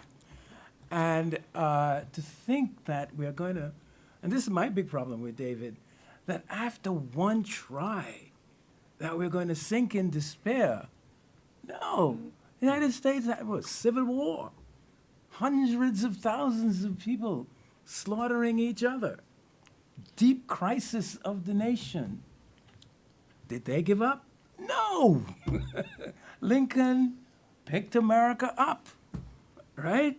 So we have to be prepared for deep crises. This, we have to admit now, is a project that is probably going to be centuries old. It's going to take us into the next century to solve all of these problems. So I think the time horizon that we have been working with was a little too unrealistic. To think that in 40 years after independence, we were going to solve all of these problems. So let's adjust that. Thanks, Paget, for putting optimism back on the table, despite the title of my book, Ending with Hope. But or in concurrence with the title of my book, Ending with Hope. Patsy, you wanted to come in? I thought that Ainsley's question was pointed as well, right? About to me and Alissa in that sense. And I think Alissa can answer better than I can. In that, I think that these different, and it's not even alternative ways, because that's what people know. That's the experience of how to be, how to live in communities. It's very much there and dominant. I don't think it's marginal. The question is how you bring that to a movement, into a movement to shape and influence ideas that they become the norm in the society. And that's where I would say I'm limited. I think you can't expect it from the political elites. There has to be some push. I know that there are all kinds of young people in organizations who are thinking through these things, like the Marcus Garvey movement in Jamaica. So there are these nascent organizations, but I think it requires activism. Something that I'm not comfortable with after the collapse of the Grenada Revolution, I had to be very honest about this, that it's not me, but it has to come from somewhere. And Alissa is very much involved in activism, so I think that she can have a far more pointed response to that. Thanks, and thanks, Ainsley. That was a beautiful question. I'm not going to speak to the activism because I think it raises all kinds of other questions about the relations between diaspora and region. But I just wanted to say, a few little words on politics. It was about 6 years before she died, and I actually was part of a group called Face to Face, which was this group of civil society. That was a language she was very ambivalent about, so I should say that. Civil society organizations that were working on questions of constitutional reform and trying to think through the political stalemate, the way in which Westminster politics manifested in a particularly pernicious way in Guyana. And she gave this little 3-minute interview that you can actually find on the website we built in honor of her after she died, which is really beautiful, because in it she says the problem is with the way in which we conceptualize politics and the way in which we have allowed in the Caribbean politics to become captured by the language of taking power, politics to become captured by the language of the party, politics to become captured by the language of the state. It wasn't to say the state isn't important, but it was about thinking through what are the various ways in which people have been organizing, because of a particular situation in Guyana right now, which I won't go into. One of the things that I realized, and I think I'm not sure if I'm 100% right, but it struck me that non-governmental organizations are organized in law under something called friendly society. And you can only understand friendly societies if you go back to kind of mutual aid and other kinds of cooperative arrangements that enslaved Africans developed during slavery and after. So in other words, I think what I was talking about what were all of those dynamic, vital spaces of communion, of congregation, those spaces of care and love and relationality. It's not even about what democracy looks like. What does democracy feel like?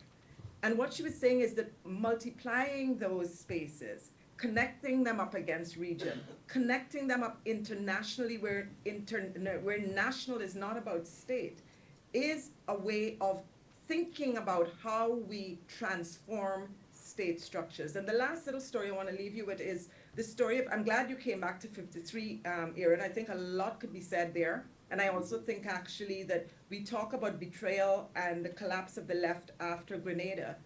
But the 1960s in Guyana was also this moment of incredible regional optimism where a lot of the left came to Guyana. So we might think that Guyana in the 60s was actually the antecedent to Grenada in the 1980s. But in 1953, the story is often narrated that this multiracial movement collapsed. Well, folks like Ayusi Koyana and others actually tell a different story. And the story they tell is that they knew that the PPP was going to take all of their seats. They knew that the PPP was going to take all of their seats. They knew the PPP would sweep. So energized and excited was the population in relation to anti-colonial politics. And that some of those in the PPP, Martin Carter, Rory Westmus, Ayusi Kwayana, I know Vikram is in the audience and knows a lot more about this than me, advised the political leaders at the time, both of the big political leaders, you are going to win. We are working in communities. Ayusi was in Buxton, our ears are to the ground. You're going to win. Do not go for all of the seats. The strategy should not be capturing state power in this very tenuous moment. Go for a few seats, win them, and go back and start organizing. That advice was never taken, and I'll just stop there. Thank you. We're approaching the end of our little chat. Yes, please, identify yourself. Hi, I'm Camila. I'm a first-year student. I'm studying IAPA and Latin American Studies and Caribbean Studies. I'm in Patsy's class, so I'm required to ask a question. But I have two questions.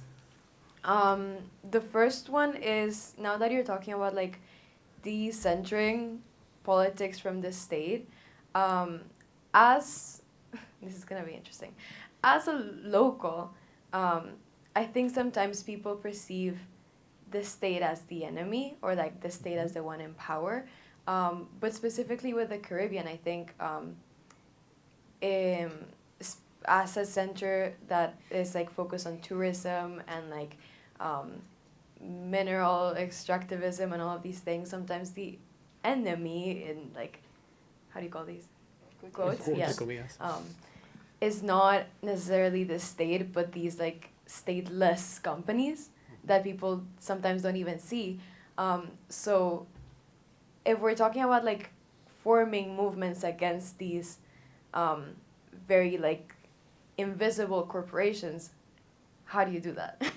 And the second question is also like regarding like the confirmation of these movements or like moving forward. How do you like create these social movements without fear? And you talked about like care culture coming from like natural disasters or like this like immediate reactions that come from the tragic. Is there a way to like create those bonds without that element? Or is fear needed to like fuel those movements? And how does like Caribbean culture can be a fuel for those? Yeah. Okay, so that's three questions. Movements, fear. I had my quota for the class. Movements, fear, and culture. Would anybody want to take them up? All right, let me respond to the corporations. I think that we have been dealing with how to control and limit the power of multinational corporations a long time in the Caribbean. We have not been successful, but the point is there's a history of struggle around that. I think in this moment, we are in a new era, and there are, again, new possibilities. And these new possibilities, to me, are around Chinese foreign investment in the Caribbean. Now, I think we are making a big mistake how we negotiate with China. We have to, what made China different? Now, when the U.S. went into China, the idea, I was at the Council on Foreign Relations, where they were talking about the Latin Americanization of China and Eastern Europe, right after the Soviet Union fell. Well, China has not been Latin Americanized. Something different has come out of all of this Western investment in China. And I want to suggest that it has everything to do with the fact that China was able to successfully negotiate this partnership model rather than foreign companies coming in, right? They have a monopoly on profit making and repatriating of profits and all of that. China was able to negotiate, right, profit sharing, partnerships. And I think this is why China made more money out of Western investment in China than the West. This is a lesson, I think, for all of us. And so what are we doing now when China comes to invest? We negotiate with China the way in which we negotiate with Western companies. We don't say, well, you know, in China, you guys had this partnership thing. We want the partnership thing, right? And I think that in the Caribbean, we need to identify at least 100 companies that we could say to the Chinese when they come, look, if you partner with these guys, you will make the money you want. But at the same time, we're going to make some money. If we use the same model of foreign investment that we do with Western companies, I mean, look at the Velasco regime in Peru. They tried the partnership thing. What happened to Velasco?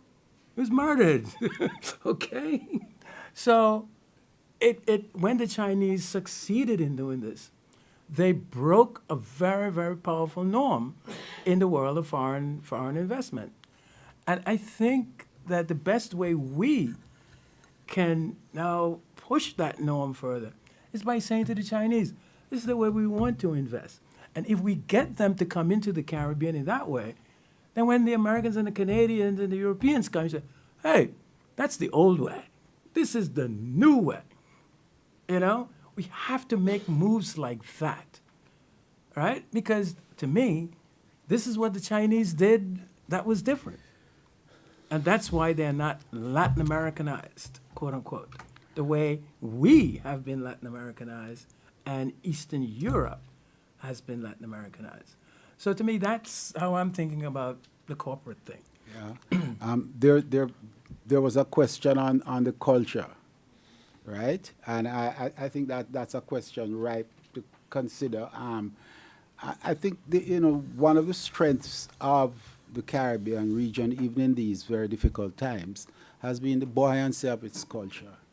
It's the buoyancy of its culture locally and internationally.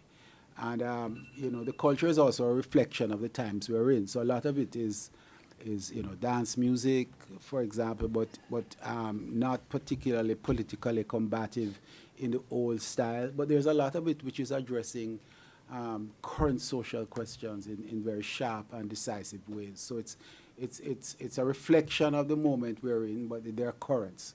And I think that is it. That popular culture can be a very critical element in the building of a new society. But it can also just be nothing, or it can be a negative element as well.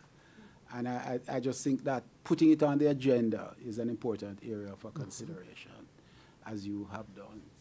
We don't have a lot of time, and part of the experiment of this panel was how many of us? I haven't done a count. 8, 7. How are we going to have a serious discussion in 2 hours with this huge crowd? But what I was determined to do was to not waste the book launch on, Brian has written a good book or a bad book, but for us to move beyond it into the realm of talking about where does the Caribbean go? Because that's what I try to do in a small way, but colleagues and friends are here. And really getting this group of people in this room is in itself a victory, because it's a quite remarkable group of Caribbeans, thinkers, activists, scholars, and it's not often that we get together, and it's really good to have them here. I'm going to give anyone or everyone, a 30-second, 1-minute intervention if they wish. You don't have to if you don't want to, but everybody a little intervention, to really wrap up the conversation we've been having in your own way. So, Aaron, can I begin with you? Certainly. And I just want to say to Brian that I think that we all feel in your debt, because I've had a couple of these type of conversations over the years, but this has really been one of the most remarkable and fruitful and rich ones. So, but yeah, so I think that we all are so glad that you have written the book you did, which has managed to bring us all together for this kind of conversation. And we're very happy to be here and to be able to participate in it. Thank you. Thanks, Ira.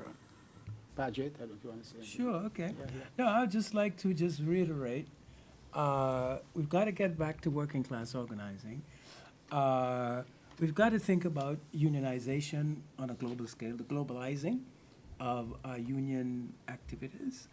I want us to investigate and find out what the AFL-CIO is doing with this, Institute of Worker Technology around digital, 3D printing.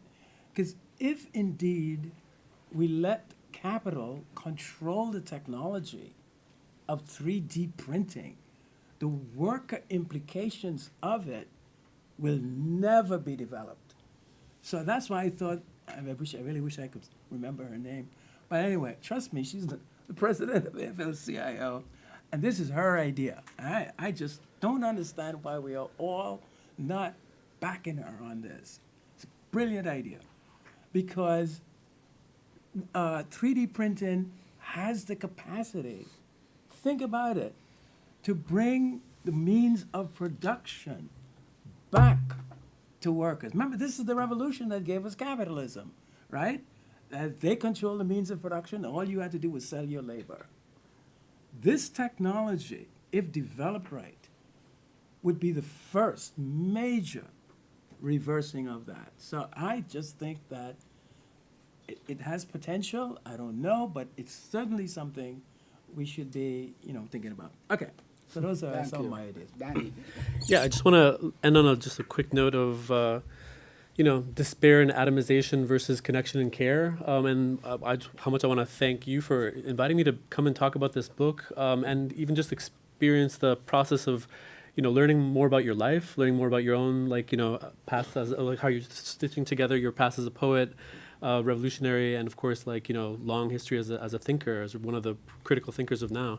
After the atomization and sort of isolation of COVID, it's been, and there's been really, for me anyway, and I think a lot of us intellectually, a much longer period of sort of lingering isolation beyond the physical isolation of the earlier moment of COVID. And so I just thank you for convening us all together, so that we can share not just in what we've been thinking about, but share in this fundamental issue of how do we move forward. And so I thank all y'all for being here, and thank you for inviting me. Thanks, Danny. Patsy. Thanks. I'm going to use my few words to emphasize the importance of regional solidarity. Grenada cannot negotiate with China on its own. As a matter of fact, China set out a development plan for Grenada. Oh. Okay? So we're there for capture. We write for capture. Regional solidarity. I just wanted to just quickly comment on Camilla's question. Hurricanes and disasters lay bare what is already there. So these things are always there, but that's when they become visible. And the question is how to harness them to provide an alternative to the capitalization of relationships. And I think that's where I'm going. And I just want to say, in terms of Brian's book, which is what brought us here, and I haven't commented on your book, I know that. I think that it would have been great if we could have had a discussion on democracy and how to democratize those societies and to what end. And to talk more about the notion of constituent assemblies and how that could work, not just in Jamaica, but across the region, and not just how to build a national project that is inclusive, but how to build a regional project that's inclusive. Thank you. Alissa, you're next, if you want. Yeah, I'm gonna just say thank you. This was really a wonderful privilege. I really enjoyed hearing from everyone. And Danny, you left me thinking about Bad Bunny few nights ago, you know, he did this documentary drawing on his international sort of reputation, but he did a documentary on housing, you know, in Puerto Rico, and it just made me think back to when all of the folks were on the streets and they pulled tables up and chairs up and they were cooking outside and they were having these collective conversations. That's the kind of energy that I think we can build on.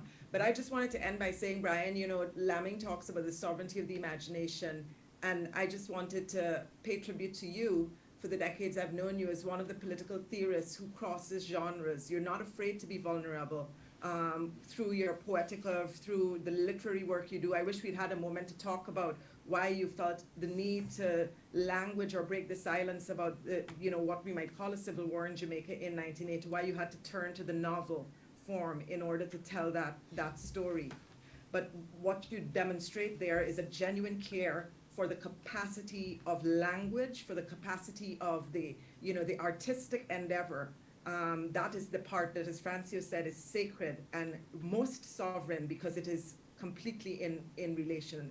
And I just wanted to thank you because there's so few political theorists like yourself who is willing to take those risks and cross those boundaries. And for that gift, we should all be grateful.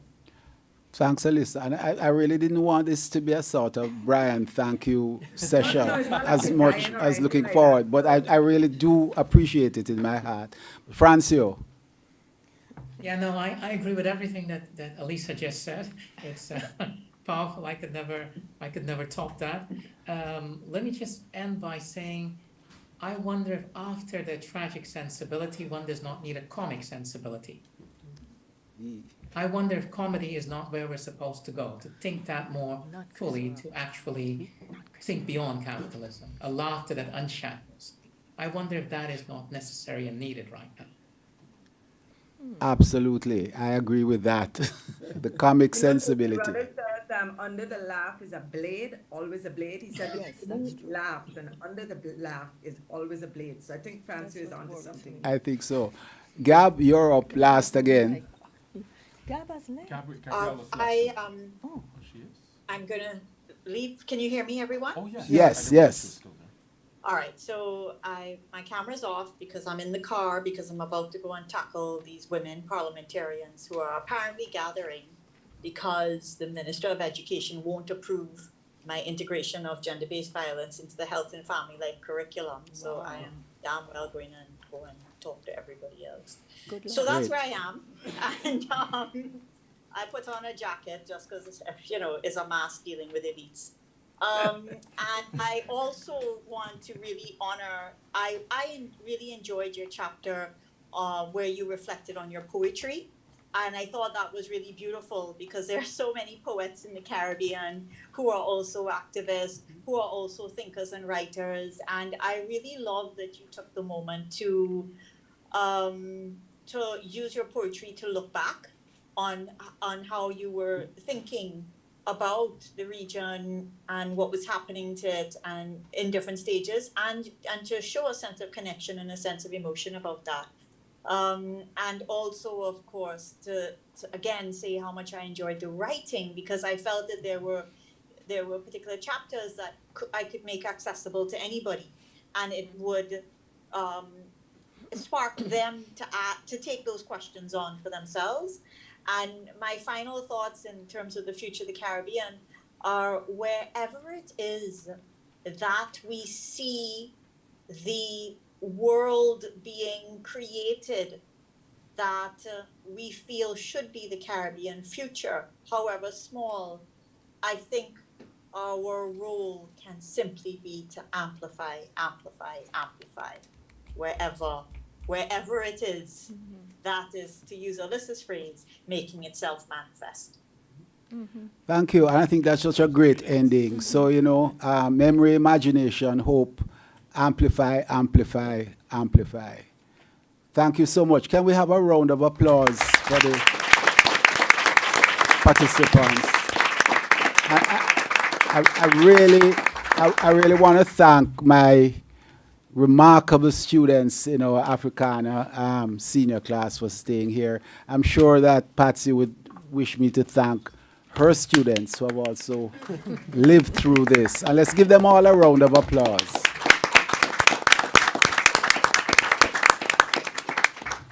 Thank you. I think there are drinks and stuff like that outside. Please indulge if you wish. Chat to anyone you want to. And